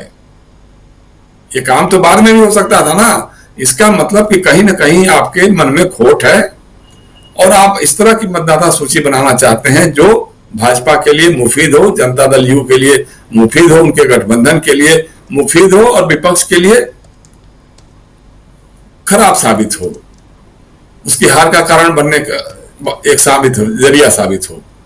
तो ये जो किया है तो सबके दिमाग में आ गया, सबके दिल दिमाग में घुस गया है। इसलिए राजीव जी, मेरा कहना यही है कि सुप्रीम कोर्ट को तो पता नहीं सुप्रीम कोर्ट क्या करेगा क्या नहीं करेगा, उसके पास एक इनका ये तो यही चुनाव वाले आयोग वाले तो यही कहेंगे कि साहब निर्धारित प्रपत्र पे नहीं था तो हम कैसे उसको उस पर क्या एक्शन लेते क्या नहीं लेते। लेकिन सुप्रीम कोर्ट पूछ सकता है कि भाई आपने ये समय चुना क्यों, इस समय आपने क्यों कराया। आप चाहते तो 6 महीना बाद भी करा सकते थे, अभी भी है। मुझे लगता है कि अपोजिशन को, या हो सकता है कल इस पर दबाव बनाए लोग अपनी रैली में भी और यहाँ पर भी, कि भाई आप चुनाव तक एसआईआर की प्रक्रिया को बलाए ताक रखिए, और चुनाव आप 2025 के फरवरी महीने में जो संशोधित मतदाता सूचियां हैं उसी के आधार पर कराइए। करा लिए चुनाव, उसके बाद करिए आप एसआईआर करिए, क्या दिक्कत है भाई। पहली बार जरूर बिहार में चुनाव हो रहा है, या अंतिम बार जरूर बिहार में चुनाव हो रहा है। चुनाव तो होते ही रहेगा, प्रक्रिया है ना, वो तो चलती रहेगी, और सब जगह करा लीजिए उसमें आप। लेकिन सब जगह छोड़ करके, जहां चुनाव नहीं हो रहा है वहां छोड़ के आप बिहार पे आ गए, इसका मतलब साफ साफ है कि आपके मन में कहीं ना कहीं ये लगता है कि फरवरी 2025 की मतदाता सूची के आधार पे अगर चुनाव हुए तो NDA BJP Janata Dal you का गठबंधन हार जाएगा, और कांग्रेस आरजेडी सीपीआईएमएल कम्युनिस्ट दलों और मुकेश सहनी की पार्टी का जो गठबंधन महागठबंधन है वो चुनाव जीत जाएगा। तो उसको रोकने के लिए आपने ये किया, शुरू किया, प्रक्रिया शुरू किया। तो इसको तो एकदम विपक्ष को तो साफ कर देना चाहिए कि भाई हम उसी पर चुनाव लड़ेंगे, फरवरी 2025 की जो संशोधित मतदाता सूची है उसी पर लड़ेंगे। और जहां तक देखिए जना था ना, राहुल गांधी का लोकल कनेक्ट जिस ढंग से बन रहा है, people connect, people to people connect जो बन रहा है वो बेमिसाल है, इसमें तो कहीं कोई दो राय है नहीं। हालांकि इसकी कीमत अतीत में उनके परिवार के लोगों ने चुकाई है, भाई वो जानते हैं कि देश के लिए बलिदान का अर्थ क्या होता है, त्याग तपस्या का अर्थ क्या होता है। लेकिन उसके बावजूद राहुल गांधी जिस खुलेपन के साथ लोगों से मिल रहे हैं, बच्चों से मिल रहे हैं, कभी किसी को गले पे लगा लिया, कभी किसी को कंधे पे बिठा लिया, कभी हाथ मिला रहे हैं, कभी बात करें, तो अपने आप में बहुत ही लोगों को अपील करती है। लोगों कहती है कि ये आदमी है जो हमारे दुख दर्द में शामिल भी होता है, हमारे दुख दर्द को समझता भी है, और अगर ये देश का अगला प्रधानमंत्री बनता है तो ये हमारे दुख दर्द को दूर भी यही करेगा। ये बात तो लगभग लोगों के दिल दिमाग में घुसती हुई चली गई है। और मुझे लगता है कि बिहार का जो चुनाव होगा, अगर वो थोड़ी भी ईमानदारी से हुआ चुनाव, तो मुझे लगता है कि एनडीए के हाथ से तो बिहार खिसकेगा और महागठबंधन की सरकार बनेगी। जी राजीव जी। जी बिल्कुल बिल्कुल। यहाँ पे दोनों तरफ से बीजेपी और चुनाव आयोग को लॉस है। ये बात समझ में नहीं आई बीजेपी को और चुनाव आयोग को कि अगर विपक्ष जीत जाता है तब भी लॉस है कि इतना सब कुछ कर लिए, एसआईआर करवा दिए, उसके बाद भी विपक्ष जीत गया। और दूसरा, अगर बीजेपी जीत जाती है तो विपक्ष कहेगा कि चोरी करके जीत गए। तो इसीलिए यहां लॉस है दोनों तरफ से। एक बार फिर चलते हैं पटना गांधी मैदान, हमारे साथी इकरार के पास। उनके आसपास कुछ और लोग भी हैं, लेकिन इकरार आपके पास आना चाहता हूं। आवाज आ रही है हमारी आप तक? इकरार आवाज आ रही है जी? हाँ, आपसे जरा समझना चाहता हूं, अभी तक कोई सूची आई, लिस्ट आई है आपके पास कि कौन कौन से लोग आ रहे हैं, कौन कौन से नेता आ रहे हैं? जी राजीव जी, अभी तक जो सूचना मिली है वो संजय राउत आ रहे हैं महाराष्ट्र से उद्धव ठाकरे की तरफ से, और उसके साथ जो तृणमूल कांग्रेस की तरफ से यूसुफ पठान आ रहे हैं, और जो झारखंड के जो सीएम है वो अभी आ रहे हैं। उन सब की सूचना है। बाकी कांग्रेस के तमाम जो वरिष्ठ नेता हैं वो यहाँ मौजूद रहेंगे। इसके साथ साथ जितने भी इंडिया गठबंधन के और महागठबंधन के जो नेता हैं उनके लगभग सभी के जो बिहार से संबंधित है वो सभी वरिष्ठ नेता इस पदयात्रा में शामिल होंगे। उसके साथ साथ मैं आपको एक चीज़ और बताना चाहता हूं कि राजीव जी, ये जो अक्सर आपने भी बहुत सारी रैलियां कवर की है, बहुत सारे मैदानों में गए हैं, कि जिस दिन रैली होती है उस दिन के सुबह तक लोग टेंट लगा रहे होते हैं, लेकिन आप देखिए अभी रैली को करीब 12 घंटे से भी ज़्यादा का समय बचा है, वो टेंट भी लग चुका है, सब लग चुका है और लोगों का आना भी शुरू हो गया है। आप देखिए यहाँ जो लोग हैं वो अभी से आना शुरू हो गए हैं। ऐसा अभी तक दिल्ली के चाहे रामलीला मैदान की रैली की बात की जाए या किसी और बड़ी रैली की जाए, इस तरह से नहीं दिखता कि लोगों ने एक तरीके से उत्सव का सा यह माहौल नजर आ रहा है। आप मेरे पीछे देख सकते हैं कि सांस्कृतिक कार्यक्रम चल रहे हैं, ये तमाम दूर दराज से ये लोग आ रहे हैं। ये देखिए, एक ही योद्धा एक ही शेर बाकी सब ढेर, राहुल गांधी। तो इस तरह के जो तमाम जो फैन हैं, जो राहुल गांधी के जो फैन हैं, वो इस मैदान में उनका आना लगातार जारी है। और साथ ही साथ जो तमाम जो बिहार से जुड़े बड़े नेता हैं जितना इंडिया गठबंधन के, सभी लोग आएंगे। एक में इनकी जरा भाई, कहाँ से आए आप? मैं यूपी के प्रयागराज इलाहाबाद से आया हूँ और ये नारा लेकर आया हूँ कि एक योद्धा एक ही शेर बाकी सब ढेर। ये एक नारा इंदिरा गांधी का लगा था चिकमंगलुरु में, बेंगलोर के उपचुनाव हो रहा था, वहां पे इंदिरा गांधी के लिए नारा लगा था, एक शेरनी 100 लंगूर, चिकमंगलुरु चिकमंगलुरु। उस समय वो इंदिरा गांधी की एक विजय हुई थी उपचुनाव में, और उसी के तर्ज पर आज हमने एक नारा बनाया गया। पूरे देश के अंदर ये नारा चल रहा है, एक ही योद्धा एक ही शेर बाकी सब ढेर, राहुल गांधी राहुल गांधी। क्योंकि हम लोग इलाहाबाद से चलकर आए हैं और ये एक गांधी देश के लिए लड़े थे, दूसरे गांधी इस लोकतंत्र बचाने के लिए, संविधान बचाने के लिए लड़े। आज हम सब यहाँ पे कांग्रेसी जितने इकट्ठा हैं, राहुल गांधी को समर्थन देने के लिए, राहुल गांधी के साथ कंधे से कंधा मिलाकर चलने के लिए आज हम लोग इतनी दूर से चलकर आए हैं। क्योंकि इतिहास बदलना है और संविधान को, जो लोकतंत्र को जो ये सब कुचल रहे हैं, उनको मिटाना है। और ये अब तय हो गया है कि अब ये देश के अंदर ये वोट चोरी कर रहे हैं और चोर से सरकार बना रहे हैं, ये अब नहीं चलने वाला है। अब यहाँ पे युवाओं की बात होगी, नौजवानों की बात होगी, रोजगार की बात होगी, महिलाओं की सुरक्षा की बात होगी, देश में एकता अखंडता की बात होगी। हिंदू मुसलमान साथ चलेंगे तभी देश का विकास होगा। और ये सब नफरती लोग हैं, इन्होंने हमेशा देश के अंदर नफरत फैलाकर राजनीति की है। इन्होंने आम जनता से, इनका कोई सरोकार नहीं है। ये सिर्फ जो है जनता को दोहन किया है। जिस तरीके से तमाम देश के अंदर जो घोटाले और तमाम तरीके की जो बातें हो रही हैं, ये सब इन लोग कर देश को खोखला करने का काम कर रहे हैं। देखिए राजीव जी, यही जो इसीलिए मैंने इनकी बाइट सुना है कि इसी तरीके का पूरे जो मैदान में है, गांधी मैदान में, पटना के गांधी मैदान में वो माहौल है। लोग दूर दूर से आ रहे हैं, ये उत्तर प्रदेश से आए हैं। इसी तरह से तमाम जो है उत्तर प्रदेश से लेकर जो है बिहार के अलग अलग जिलों से, और जिन जिलों में ये यात्राएं नहीं गई हैं, क्योंकि 23 जिले के आसपास ये यात्रा गई थी, उसके अलावा जो बाकी का जो बिहार जो बचा वहाँ से भी लोग आ रहे हैं। तो जो एक मैसेज था कि जो विपक्षी दल जो कांग्रेस इंडिया महागठबंधन के जो विरोधी दल हैं या विपक्षी दल जिनको कह सकते हैं, वो ये बात फैला रहे थे कि जहाँ जहाँ यात्रा जारी है सिर्फ लोग वहीं से जुड़ रहे हैं। लेकिन इस यात्रा का जो मैसेज है वो लगातार पूरे देश में जा रहा है, चाहे दिल्ली हो, मुंबई हो या यूपी हो या बिहार हो। इसी तरीके का जो माहौल है वो यहाँ देखा जा रहा है। तमाम जो कार्यकर्ता तो है ही हैं, साथ साथ आम लोग भी यहाँ पर जुड़ रहे हैं। सर, मैं एक स्टूडेंट हूँ और ये वोटर अधिकार यात्रा के तहत जो पूरे बिहार में एक बदलाव और पूरे हिंदुस्तान में जो चेंज हुआ, ये बहुत बड़ा मैसेज जो है एनडीए सरकार जो बैठी है केंद्र में उसे गया है। पूरा घबरा चुकी है, उल्टा सीधा बोलना स्टार्ट कर दिए गवर्नमेंट जो एनडीए की सरकार है। हम लोग स्टूडेंट हैं, हमारा न्याय यहाँ नहीं होता, जीरो लेवल पे हमारा न्याय हो रहा है।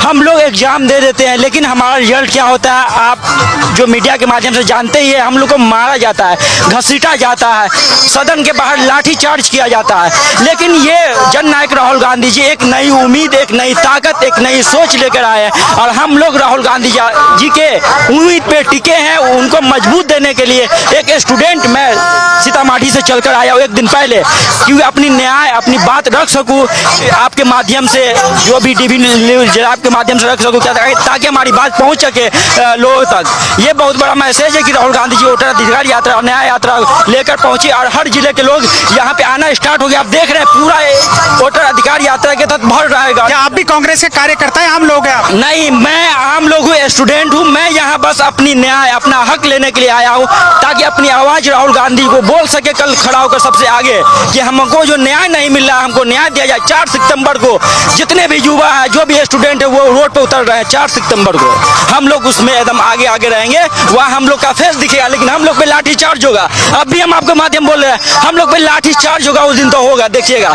जी राजीव जी, देखिए किस तरह से लोगों में जो जोश है, मैंने बताया लोग जो अलग अलग जिलों से, बिहार के जिले हो गए, उत्तर प्रदेश से हैं, वो लोग आ रहे हैं। और ये मैंने इनसे इसीलिए लाइव पूछा कि आप लोग कई कार्यकर्ता तो नहीं है। तो जो हम बात कर रहे थे कि इनसे जुड़ा हुआ, जो हम बात कर रहे थे कि आम लोग भी इस रैली से, इस यात्रा से जुड़ रहे हैं, वो जीते जागता एग्जाम्पल हमारे सामने। आप कहाँ से आए हैं?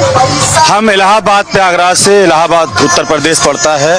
आज हम इस ऐतिहासिक जगह पर देश के हर कोने से हर एक नागरिक देश के न्याय योद्धा के साथ है।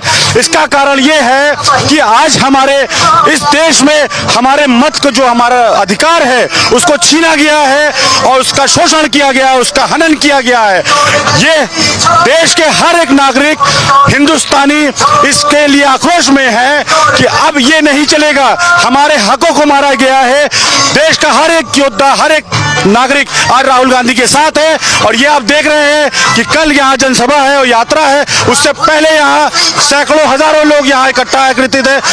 आज हर एक नागरिक को राहुल गांधी से आशा है कि वो हमारे अधिकारों को दिलाएंगे और ये एक वही योद्धा है जो दिला सकता है, क्योंकि देश की जनता अब पे उस पर भरोसा करती है। अब्दुल जी बिल्कुल राजीव जी, सुना आपने किस तरह से लोगों में जो राहुल गांधी को लेकर उम्मीदें हैं, लोग दूर दराज से यहाँ आ रहे हैं इस पद यात्रा में शामिल होने के लिए और अपनी अपनी जो समस्या है वो बता रहे हैं। बहुत बहुत शुक्रिया इकरार, बहुत बहुत शुक्रिया। आप बने रहिए गांधी मैदान और पटना के अलग अलग हिस्सों में क्या तैयारियां चल रही हैं उसका जायजा लेते रहिए। इधर आना चाहता हूं प्रफुल्ल जी आपके पास। प्रफुल्ल जी, आप सुन रहे थे उधर पटना में जो जोश है, वो उस युवक की बात आप सुन रहे थे कि वो ऑलरेडी 5 तारीख को, 4 तारीख को क्या करने जा रहे हैं। भले लाठी खाएं, गिरफ्तार हों, कुछ और हो, लेकिन एक जोश कायम है। डरो मत का नारा यहां पर बुलंद हो रहा है, ये दिखाई दे रहा है। लेकिन दूसरी तरफ जब चुनाव आयोग की बात करें तो क्या सचमुच अब चुनाव आयोग से आर पार की लड़ाई होते हुए दिखाई दे रही है? एक बात मुझे याद आ रही है, मैंने पूछा था अभिषेक मनु सिंघवी, वो भी याचिकाकर्ता हैं और दलील पेश करेंगे कल भी, देश के वरिष्ठतम वकीलों में से एक हैं। उन्होंने कहा था कि हर मसले को अगर हम सुप्रीम कोर्ट लेके चले आते हैं और वहां जजों से उम्मीद करते हैं कि वहां न्याय मिल जाए, तो ये उम्मीद नहीं पालनी चाहिए। सड़क सबसे अच्छा जरिया है न्याय का।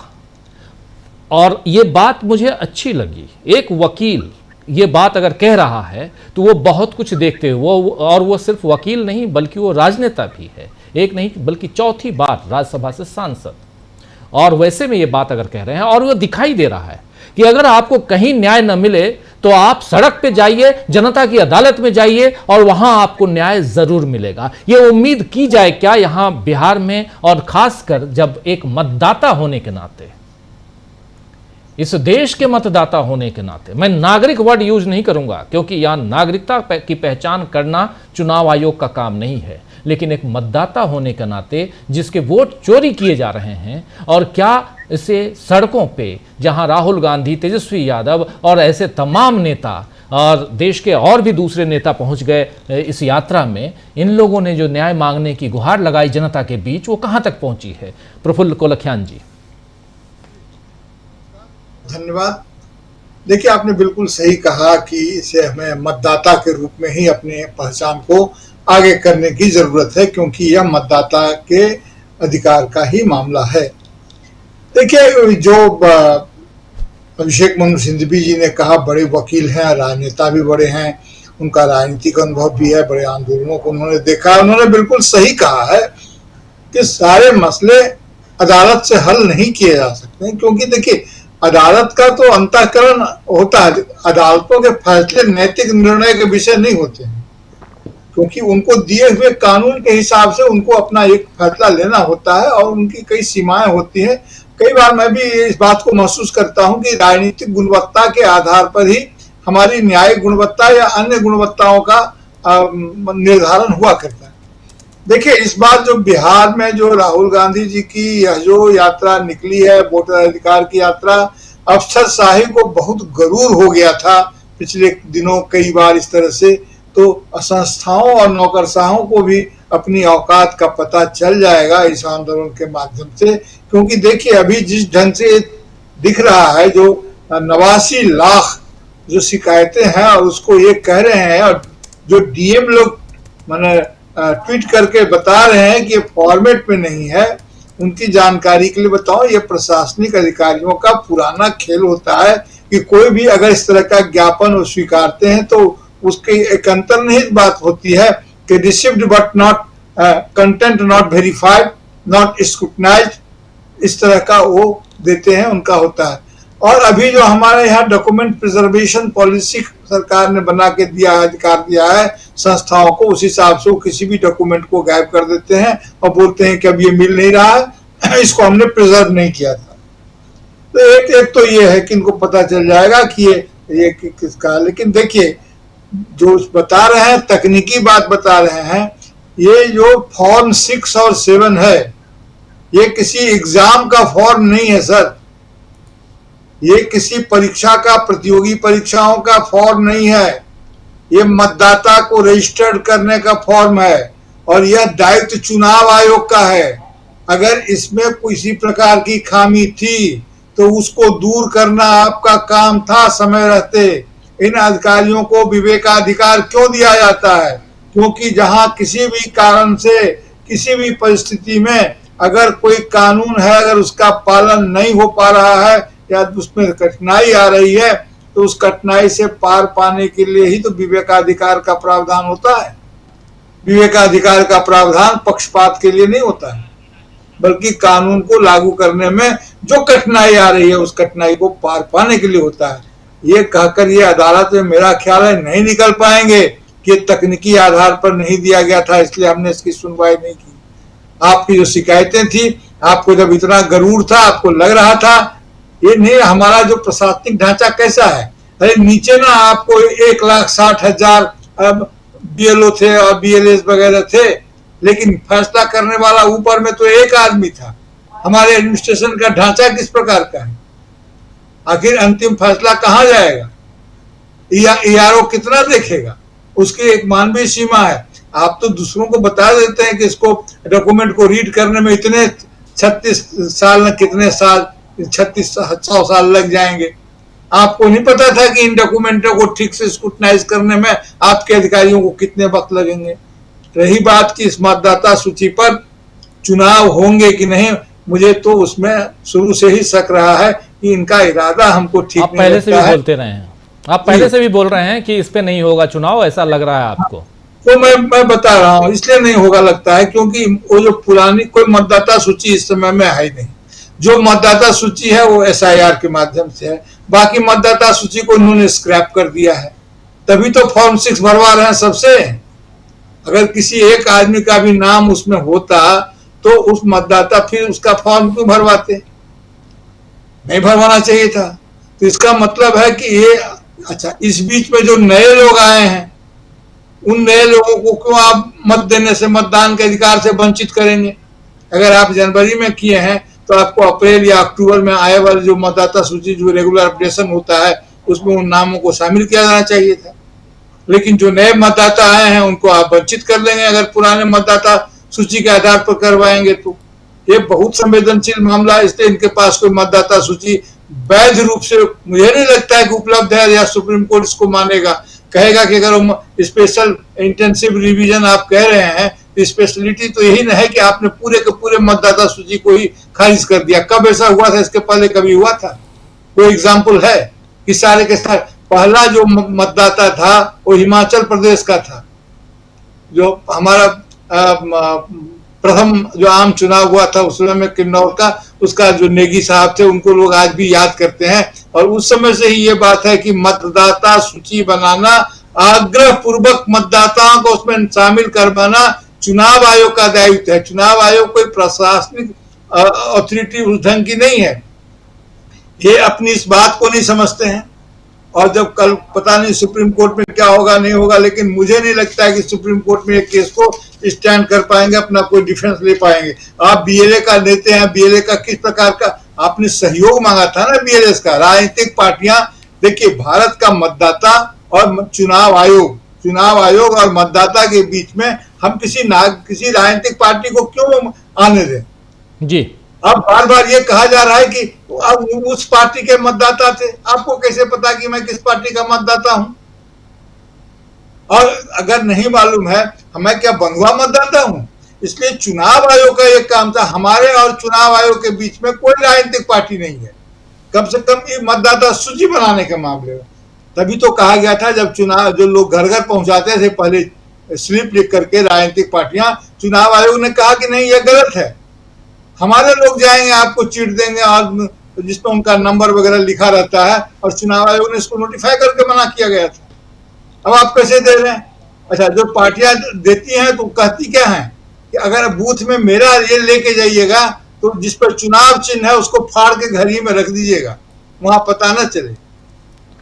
एक सीट जो दिया जाता सभी जानते हैं। तो आप इस तरह से जो चुनाव आपका पूरा इरादा ही इसको ठगने का था, इसलिए सबको इसका औकात का पता चल जाएगा। कल देखिए सुप्रीम कोर्ट क्या फैसला होता है। बिल्कुल, और कल देखिए सड़क पर ही तय होगा, सड़क पर ही तय। बिल्कुल, सड़क पे तय होगा। सुप्रीम कोर्ट में कल क्या कुछ तय होता है वो देखते हैं हम लगातार, क्योंकि 10 जुलाई से इस मसले पे सुप्रीम कोर्ट में सुनवाई हो रही है। 10 जुलाई को सुनवाई हुई, फिर 28 और 29 जुलाई को सुनवाई हुई, उसके बाद 6 अगस्त को एक छोटी सुनवाई हुई, और उसके बाद 12, 13, 14 अगस्त को सुनवाई हुई, फिर 22 अगस्त को सुनवाई हुई, और अब कल 1 सितंबर को सुनवाई होने जा रही है। पहले से एक तारीख लगी हुई है, वो 8 सितंबर की लगी हुई है। तो अब देखते हैं कि सुप्रीम कोर्ट इस पर क्या फैसला सुनाता है। कुछ ऑर्डर्स आए हैं जिसमें यह कहा गया है कि आधार कार्ड को इसमें जोड़ा जाए, जिसमें यह कहा गया है कि 12 रजिस्टर्ड दल जो बिहार में हैं, उन दलों के बीएलए जो हैं वो मदद करें लोगों के नाम जुड़वाने में। 65 लाख लोगों के जो नाम कटे हैं उनके नाम जुड़वाने में। 65 लाख तो छोड़ दीजिए, यहां 89 लाख 89 यानी 90 से 1 लाख कम 89 लाख मतदाताओं के नाम जुड़वाने के लिए फॉर्म दिए गए कांग्रेस पार्टी की तरफ से। यह सिर्फ कांग्रेस पार्टी है, बल्कि इसके बाद आरजेडी और दूसरे दल अलग हैं। तो समझ सकते हैं क्या स्थिति है वहां पे। लगभग 10% लोगों के नाम आपने काट दिए। आपके पास 7 करोड़ 89 लाख मतदाता थे, जिसमें ऑलरेडी लगभग 28 लाख मतदाताओं के नाम और जोड़े जाने चाहिए थे। आप नहीं जोड़े। 29 लाख मतदाताओं के नाम और जोड़े जाने चाहिए थे, वो पहले से नहीं जुड़े हैं। यानी टोटल मतदाताओं की संख्या बिहार में, वयस्कों की संख्या जो मतदाता हो सकते हैं, वो है 8 करोड़ 18 लाख, जिसमें 7 करोड़ 89 लाख मतदाताओं की सूची जनवरी 2025 में थी। लेकिन अब नया इंटेंसिव रिवीजन में 7 करोड़ 24 लाख, उसमें बहुत सारे नाम ईआरओ को दिए गए और मदद मांगी गई पॉलिटिकल पार्टी से। लेकिन आलम क्या है वो आपने देख लिया, और जितने भी डिस्ट्रिक्ट मजिस्ट्रेट्स हैं सब आ गए ट्विटर पे अपनी अपनी बयानबाजी करने के लिए, राजनीति करने के लिए, और कांग्रेस के एक ट्वीट के नीचे अपनी बातें लिख रहे हैं। और मजेदार तथ्य ये देखिए, सारे डीएम एक ही भाषा लिख रहे हैं। सब लोग बिल्कुल जब निकल के आए थे वहां से, ट्रेनिंग मसूरी में इन लोगों की ट्रेनिंग होती है, आप लोगों को पता होगा, तो मसूरी में यही पढ़ाए होंगे कि सबको लिखना है तो एक ही लिखना है, उसके आगे इर्द गिर्द नहीं जाना। बस DM Khagaria, DM Samastipur, DM जो है वो Nawada, DM Purnia, DM Kishanganj, DM Araria, ये जितने भी हैं सिर्फ नीचे लिखना, ऊपर की भाषा हमने लिख के दे दी। सबका स्टेनोग्राफर एक ही रहा होगा, शायद ऐसा लगता है। खैर, लेकिन ये मजेदार है और बहुत इंपॉर्टेंट है। राजेश राम जो कांग्रेस पार्टी के अध्यक्ष हैं बिहार के, वो क्या कह रहे हैं, हमारे साथी ने एक छोटी सी बाइट ली, उनसे बात की है इसी प्रेस कॉन्फ्रेंस के बाद। जरा उसको सुन लेते हैं। जल्दी से अमलेंदु उपाध्याय जी आपके पास आते हैं, सुनिए राजेश राम को। प्रदेश कांग्रेस के अध्यक्ष राजेश राम जी हैं। सर, अगस्त से आप लगातार जो है वो राहुल गांधी के साथ कंधे से कंधा मिलाकर चल रहे हैं। क्या आपको लगता है कि आप लोगों का जो मकसद था वो पूरा हुआ इस यात्रा को लेकर? देखिए, ये इस यात्रा में जनता लड़ाई लड़ रही है। राहुल गांधी जी केवल एक लाइन दे रहे हैं और SIR मुद्दे पर घर घर में जिस तरह लोग वोट चोर गद्दी छोड़, ये हमारा नारा नहीं है, जनता ने खुद ये नारे दिए हैं और ये एक एक व्यक्ति जो है ये नारे बोल रहे हैं और एक साथ लगभग लाखों लाख लोग रोड पर खड़े मिलते हैं और ये जनता सीधे तौर से वोट चोर गद्दी छोड़ बोल रही है। और राहुल गांधी जी ने जो लड़ाई लड़ी और जो प्रेस कॉन्फ्रेंस से पूरे देश को दिशा दिया, आज उसी का परिणाम है कि जनता एक विश्वास की है कि राहुल गांधी जो सच बोलते हैं वो वही होता है। सर, जो कल का जो कार्यक्रम है उस कार्यक्रम को लेकर कितनी आपकी तैयारी है, क्योंकि आप प्रदेश कल के पूरा फुल प्रूफ तैयारी देख लीजिए। बाहर का भी कई तरह का गाड़ियाँ आई हैं। इंडिया गठबंधन के तमाम राष्ट्रीय लेवल का लीडर, उनके रिप्रेजेंटेटिव आ रहे हैं। हमारी यात्रा 10 बजे से गांधी मैदान के जो है गांधी जी के स्टैचू से शुरू होगी और हम एग्जीबिशन रोड तक पहुँचेंगे। सर, तमाम जो परमिशन की बातें हो रही थी तमाम परमिशन मिल गई है कार्यक्रम को लेकर? देखिए, हम लोग नियम से चलने वाले लोग हैं, जो परमिशन मिले हैं उसी पर हम लोग काम करते हैं। जी, बहुत बहुत शुक्रिया। तो ये बिहार प्रदेश कांग्रेस कमेटी के अध्यक्ष राजेश राम थे, जिन्होंने बताया कि कार्यक्रम की क्या रूपरेखा और तमाम जो परमिशन है इनको चाहिए थी अनुमति वो मिल गई है। तो सुन रहे थे आप, यहां पर राजेश राम ने तमाम बातें बता दी है। लेकिन अमलेंदु जी, कैसे यहां देखा जाए, अगर ये आयोजन हो रहा है बहुत अच्छी बात है, जनता सड़कों पे है, नेता सड़क पे हैं और एक लड़ाई सड़क की है। सुप्रीम कोर्ट की जो लड़ाई है वो अपनी जगह पे है, लेकिन यहां से क्या सुप्रीम कोर्ट को संदेश देते हुए चुनाव आयोग पर एक प्रेशर बनाने की जो कोशिश वो देते हुए वो बनाने की कोशिश जो थी वो अब कारगर साबित होते हुए नजर आ रही है? अब बिल्कुल राजीव जी, एक तो लगता ही है कि हमारे तमाम DM महोदय हैं, इन्होंने शायद जो है सही से प्रशिक्षण लिया नहीं और इतनी सी मामूली बात नहीं जानते कि आप खुद आकर जो है वो पवन खेड़ा जो आरोप लगा रहे हैं उस पे आप उसको एक्सेप्ट कर रहे हैं कि वो आरोप सही है और आप उस पर सत्यता की मोहर लगा रहे हैं। अब ये तमाम DM ने आकर राजीव जी मिसलीडिंग की नहीं बल्कि जो है सत्यता की मोहर लगा दी। क्या आरोप लगाया पवन खेड़ा ने? पवन खेड़ा ने आरोप लगाया कि हमारे BLA गए, उनसे फॉर्म नहीं लिए गए, हमारे जिला अध्यक्षों ने जिलाधिकारियों को जाकर ये जमा किया, उसकी रिसीविंग ली। सारे जिलाधिकारी आकर बता रहे हैं कि हाँ उनके पास जिलाध्यक्ष पहुंचे थे, उनसे फॉर्म लिए गए थे, लेकिन वो जो प्रपत्र है उस पर नहीं थे। अरे आपने स्वीकार तो कर लिया कि आपने 89 लाख लिए हैं। तो अब सुप्रीम कोर्ट में कल राजीव जी यही बात होगी कि 89 लाख जो नाम जोड़े या काटे जाने हैं उसके लिए तो आप कह रहे हैं कि वो फॉर्म जो प्रपत्र है उस पर नहीं थे। तो भाई जो आपने 65 लाख नाम काटे थे वो कौन से प्रपत्र पर थे? वो प्रपत्र भी बताने पड़ेंगे ना। जो 65 लाख नाम काटे हैं चुनाव आयोग ने, वो बताए कि किस प्रपत्र के आधार पर आपने काटे हैं, किसने उसके लिए नाम काटने के लिए फॉर्म 7 भरा था।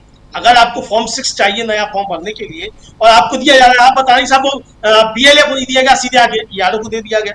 अरे भाई जवाब तो यारों क्या भी हो सकता है ना, वहां भी दिया गया। तो ये राजीव जी कुल मिलाकर ये फंस गया है चुनाव आयोग बहुत बुरी तरीके से और खुद स्वीकार कर लिया है चुनाव आयोग ने कि उसने कांग्रेस की जो 89 लाख आपत्तियां थी उनको इंटरटेन नहीं किया है। और मुझे लगता है कि कांग्रेस को ये जो तमाम जिलाधिकारियों ने जाकर वहां ट्वीट किए हैं उनका स्क्रीनशॉट लेकर रखना चाहिए और कल जाकर अदालत में देना चाहिए कि देखिए साहब ये तमाम जिलाधिकारी स्वीकार कर रहे हैं कि इनके पास ये शिकायतें पहुंची थी, ये पत्र पहुंचे थे और इन्होंने इसको इंटरटेन नहीं किया।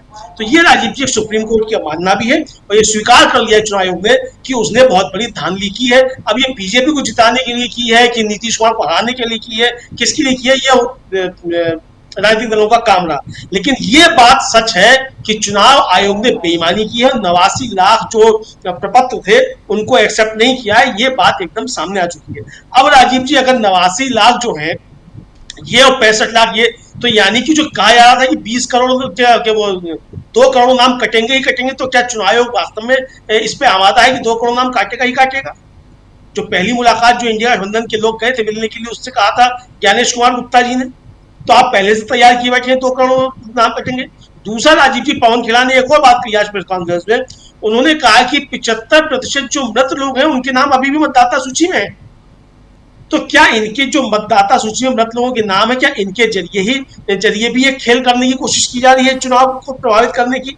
ये भी एक बड़ा सवाल है। फिर एक आपका कैसा SIR हो गया?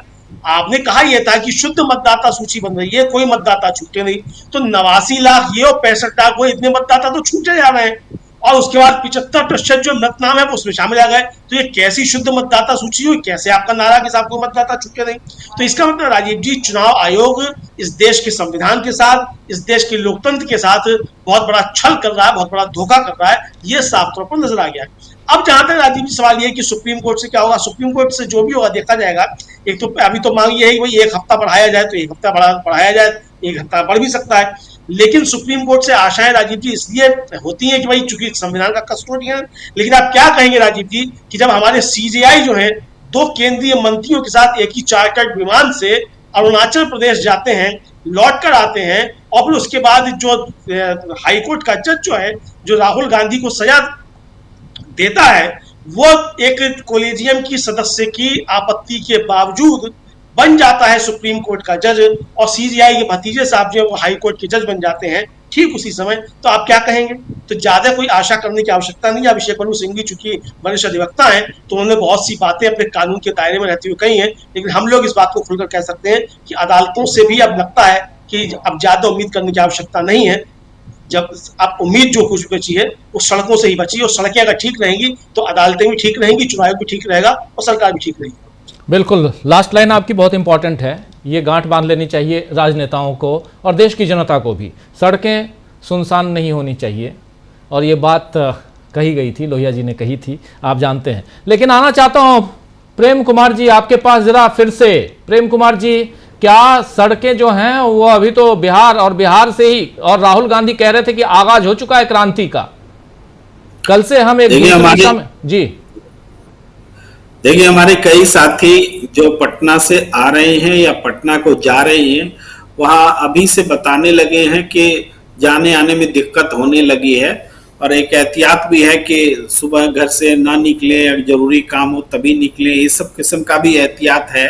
लेकिन पटना में जो है, पटना में काफी चहल पहल आप दिखा भी रहे हैं, और चारों तरफ बैरिकेडिंग भी है, पुलिस भी सक्रिय है। ये एक दिन पहले से चुके राहुल गांधी की यात्रा को परमिशन नहीं दी गई है, और उसके बाद भी ये। प्रेम कुमार जी, एक बात ऐसे ही थोड़ा लाइट मूड में, क्या कल नीतीश बाबू भी मंच पे आने वाले हैं क्या? देखिए, नीतीश बाबू मंच पर ना आए वही अच्छा है जी, क्योंकि नीतीश बाबू अब कोई प्रेरक पर्सनालिटी नहीं रह गए हैं, और उनका ढुलमुल होना अब हास्य का विषय हो गया है।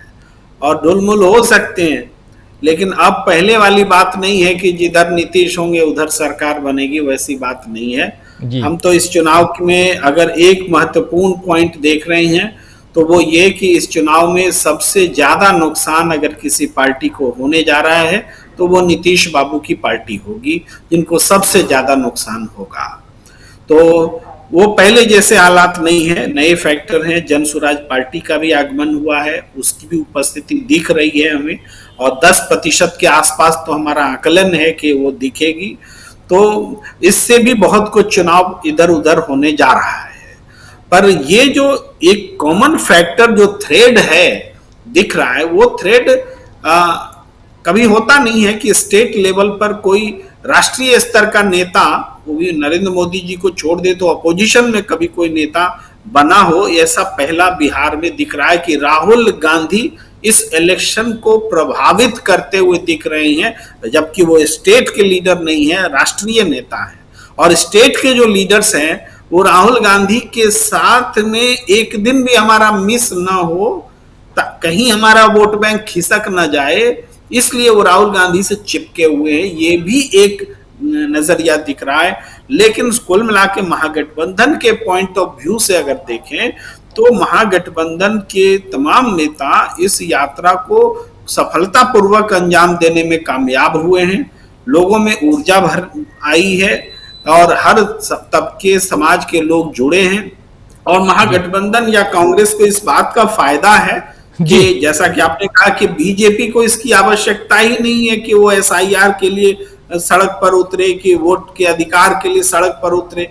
वो तो वोट का अधिकार छीनने वाले टीम में है, चुनाव आयोग के साथ उनकी ट्यूनिंग चल रही है, तो वो क्यों उतरे। तो ये वोट का अधिकार जिस तरह से तथ्यों के साथ आ रहे हैं सुप्रीम कोर्ट में प्रेस कॉन्फ्रेंस के जरिए खुलासा करते हुए तथ्यों के साथ और सड़क के बीच, और अब तो आज 89 लाख जो आंकड़ा आया है कि 89 लाख शिकायतें, भाई मजाक बात है। चुनाव आयोग कह रहा है कि हमारे पास शिकायतें नहीं आती। अरे मध्य प्रदेश के चुनाव में भी 5000 शिकायतें गई थी, एक शिकायत का निपटारा किए बगैर मध्य प्रदेश का रिजल्ट घोषित कर दिया गया था। और अभी तो 89 लाख शिकायत लेकर के कांग्रेस खड़ी है और कल सुप्रीम कोर्ट में सुनवाई होनी है, चुनाव आयोग को जवाब देना है, इसलिए उसने नोटिस भी डाल दिया कि ताकि फेस सेविंग हो सके। लेकिन कल चुनाव आयोग फेस सेविंग नहीं कर पाएगा और जनता पटना पर में जुट करके देश को संदेश देगी। ये पटना ही को संदेश नहीं है, देश को संदेश देगी, क्योंकि वोट का अधिकार बचाने की लड़ाई आज मैं देख रहा था मध्य प्रदेश में जो भारी भीड़ उतरी है वोट का अधिकार लड़ाई के लिए। समय की कमी है प्रेम कुमार जी, जरा समेटिए जी, समय की कमी है थोड़ा जी। पूरे देश में ये इस पर सबकी नजर है और इस वजह से हम देख रहे हैं कि पटना जो है पूरे देश में बदलाव का नेतृत्व करने जा रहा है। पटना मतलब अब बिहार समझ लीजिए जी। प्रशांत जी कैसे देखते हैं आप? अनम्यूट कीजिए प्लीज जी। हाँ, बहुत जल्दबाजी में किया गया है। इसका उद्देश्य राजनीतिक है, कुछ और है। क्योंकि अगर वैसी उद्देश्य होता जैसा 2002-2003 में था तो बड़े लंबे समय से ये प्रक्रिया चल रही होती। तो ये उद्देश्य इसका बड़ा रहस्यमय है कि ये क्या उद्देश्य है अचानक चुनाव के ठीक पहले करने का। 2002-03 में जो रिवीजन हुआ था वो चुनाव के 2 साल पहले कंप्लीट हो गया था। 2005 में चुनाव हुए, 2003 में कंप्लीट हो गया था और बाकी तो हमेशा अपडेट होता रहता है। तो ये जो बहुत कम तैयारी के साथ आनन फानन में बिना किसी प्लानिंग के किया गया है। जैसे अब उनसे चुनाव आयोग से ये मांगा गया कि आप बताइए कि आपने ये कहा सुप्रीम कोर्ट में कि आपने इसका थर्ड पार्टी कंसल्टेशन किया है, तो कागज कहाँ है? वो कागज होगा ना, कहीं कंसल्टेशन किया है तो कागज वो कह रहे नहीं है। ना सुप्रीम कोर्ट को दिया, ना आरटीआई के रिप्लाई को दिया, ना वेबसाइट पे डाला आपने। उसके बाद जब ये हुआ कि डिलीटेड लोगों के नाम आएंगे तो पहले इन्होंने कहा कि हमने गांव के ग्राम प्रधान स्तर पे बूथ लेवल पे दे दिए, जिला लेवल पे दे दिए। फिर कहा नहीं उसको वेबसाइट पे पब्लिश कीजिए, तो उनका वेबसाइट में जिला लेवल पे पब्लिश कर दिए। अब ये अपोजिशन पार्टी के वकीलों ने बताया सुप्रीम कोर्ट में कि जिला लेवल पे चुनाव आयोग की कोई वेबसाइट नहीं होती है। अब आप सोचिए कि कोर्ट के अंदर आप झूठ बोल रहे हैं। इलेक्शन कमीशन की वेबसाइट सेंट्रल है या फिर चीफ इलेक्टोरल ऑफिसर्स की है स्टेट लेवल पे, जिला लेवल पे तो कोई वेबसाइट नहीं होती। तो ये इस तरीके से बगैर तैयारी के आपने ये किया, तो इसका मंशा बहुत रहस्यमय है, एक बात। दूसरा इसका पॉलिटिकल मैसेज है कि कांग्रेस पार्टी ने इसको उठा लिया, आरजेडी ने इसको उठा लिया, महागठबंधन की दूसरी पार्टी ने उठा लिया, रैली निकाल दिया, यात्रा निकाल दी पूरे बिहार में, सोशल मीडिया में, पब्लिक स्पेस में वोट चोरी अब एक स्थापित हो गया है। वोट चोरी एक मुद्दा जो है जिसको मैं कह रहा हूं कि उसकी प्राण प्रतिष्ठा हो गई है, तो वो मुद्दा तो अब बन गया है और अब ये बिहार के बाहर भी है। अब बंगाल में करेंगे तो बंगाल में ये मुद्दा पहुंच चुका है। इसीलिए आप देखिए कि इस बार शिवसेना भी यहाँ पे आ रही है, अभी तक नहीं आई थी शिवसेना भी कल होगी, तृणमूल कांग्रेस भी होगी, तमाम पार्टियां पहले से आ चुकी हैं, डीएमके आ चुकी है और पार्टियां आ चुकी। तो ये मुद्दा बड़ा बन गया है। बीजेपी के लिए परेशानी ये है कि बीजेपी इस मुद्दे में एंट्री ले ही नहीं पा रही है। एक ऐसा अभेद उनके लिए दुर्ग है कि वो बोल ही नहीं पा रहे हैं। 65 लाख लोगों के नाम करके आपने एक शब्द नहीं बोला।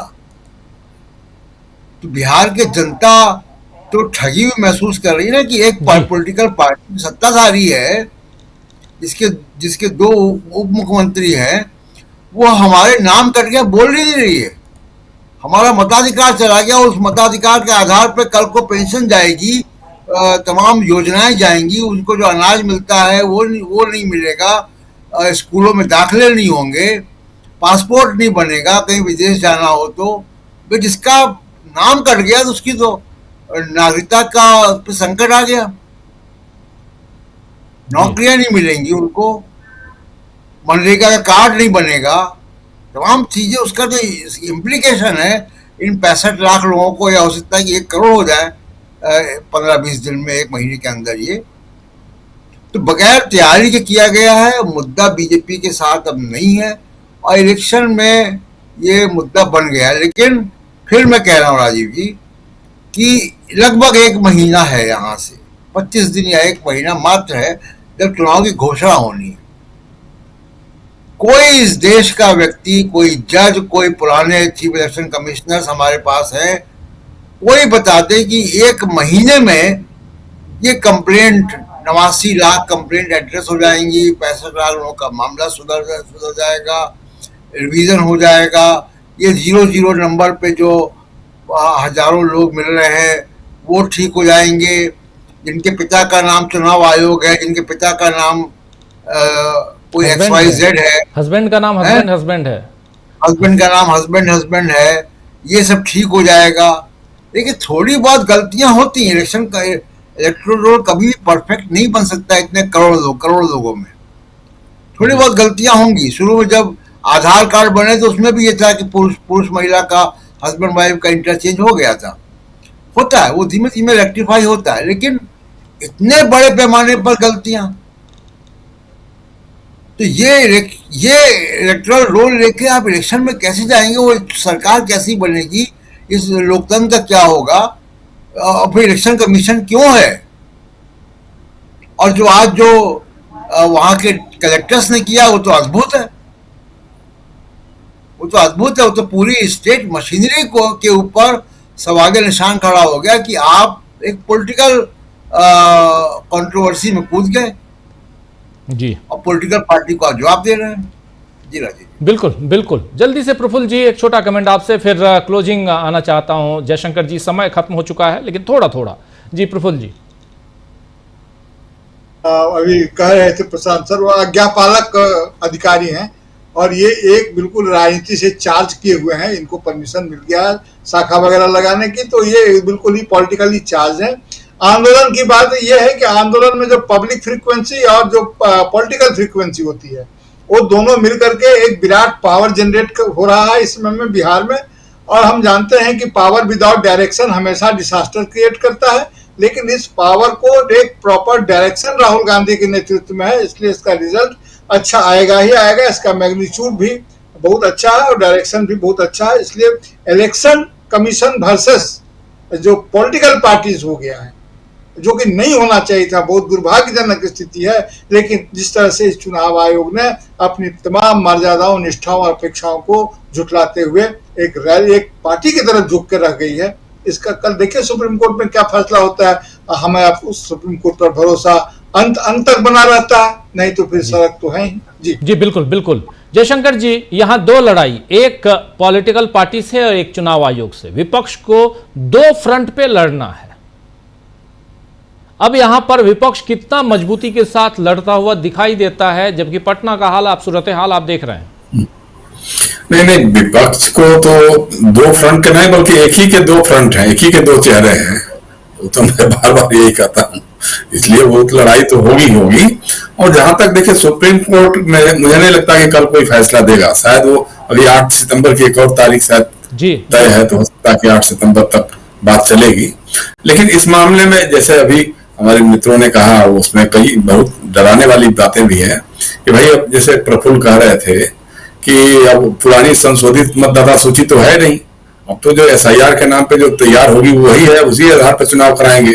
तो अपोजिशन ये कह सकता है या सुप्रीम कोर्ट भी ये कह सकता है कि भाई या तो फिर एक चुनाव को टालिए, अगर एसआईआर की प्रक्रिया को करना है तो फिर चुनाव आयोग के पास तो होता है ना कि जो निर्धारित अवधि के 6 महीना आगे या 6 महीना पीछे उसको खिसका सकता है। तो आप कर लो कि भाई ठीक है आगे कर लो, आप फिर अपना पूरा करो, सबकी आपत्तियां लो, सुनो, आपत्तियों पर कार्रवाई करो, सुनवाई करो, क्योंकि इस तरह से नहीं हो सकता ना। 65 देखिए 65 और 89 लाख या 89 लाख में ज्यादा फर्क नहीं है, 65 लाख भी हो सकता है, क्योंकि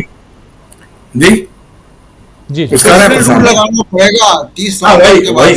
हाँ वही मैं कह रहा हूँ कि प्रेसिडेंट रूल लगा सकते हैं, आप उसको कंटिन्यू कर सकते हैं कि 6 महीने बाद कराइए आप चुनाव, अगर आपको अपनी ईमानदारी साबित करनी है, दिखाना है लोगों को। नहीं तो देखिए सबसे बड़ी बात वही है कि जनता की अदालत, सिंहासन खाली करो कि जनता आती है, और जनता कल गांधी मैदान की तरफ कुछ कर चुकी है पूरे बिहार से, देश के विभिन्न हिस्सों से भी। तो अब उसके लिए अगर आप तैयार हो तो ठीक है, कोई दिक्कत नहीं, आप दमन करिए, लोगों को मारिए, पीटिए, जेल भेजिए, सब कुछ करिए, इमरजेंसी भी लगा दीजिए। हालांकि अघोषित इमरजेंसी तो साफ साफ दिखाई देती है, तो इससे ऐसा कुछ नहीं है। लेकिन जनता जागरूक हो चुकी है, जनता जान चुकी है कि ये जितने चुनाव जीते गए हैं उसमें कहीं ना कहीं धांधली हुई है, और बिना धांधली के चुनाव जीत नहीं पाते हैं। पहले ईवीएम का मामला था, लेकिन अब ईवीएम से तो बड़ा घोटाला जो है आपकी मतदाता सूचियों में हो रहा है। भाई एक ही पते पर अगर इतने 100, 200, 300 नाम अगर रजिस्टर्ड हो जाते हैं, वो चुनाव आयोग को नहीं दिखता है। अगर हस्बैंड पति का नाम लिखा हुआ है तो वो आपको नहीं दिखाई देता है। अगर एक ही पिता के कितने पुत्र बता दिए जाते हैं तो भी आपको नहीं दिखाई देता है। लेकिन ये दिखाई देता है कि हाँ जी, ये कौन अप्रवासी हो गया है, कौन पलायन कर चुका है, और कौन मर चुका, जो जिंदा है उसको भी मार दिया आपने। मतलब ये जो बिहार के लोग मतलब इतनी आसानी से इन बातों को भुला देंगे, मुझे तो ऐसा कतई नहीं लगता है। लेकिन यही है कि उसको थोड़ा सा लामबंद करके हर तरह से लड़ना होगा, मतलब उनके हर हथियार का सामना करना पड़ेगा। कल ये बार बार यही कहेंगे सुप्रीम कोर्ट में भी कि देखिए साहब, वो बीएलए से लेकर के जो इन्होंने जिले कार्यालय में भी भेजा है वो निर्धारित प्रपत्र पर नहीं है, उनको निर्धारित प्रपत्र के हिसाब से अपनी शिकायतें करनी चाहिए थी।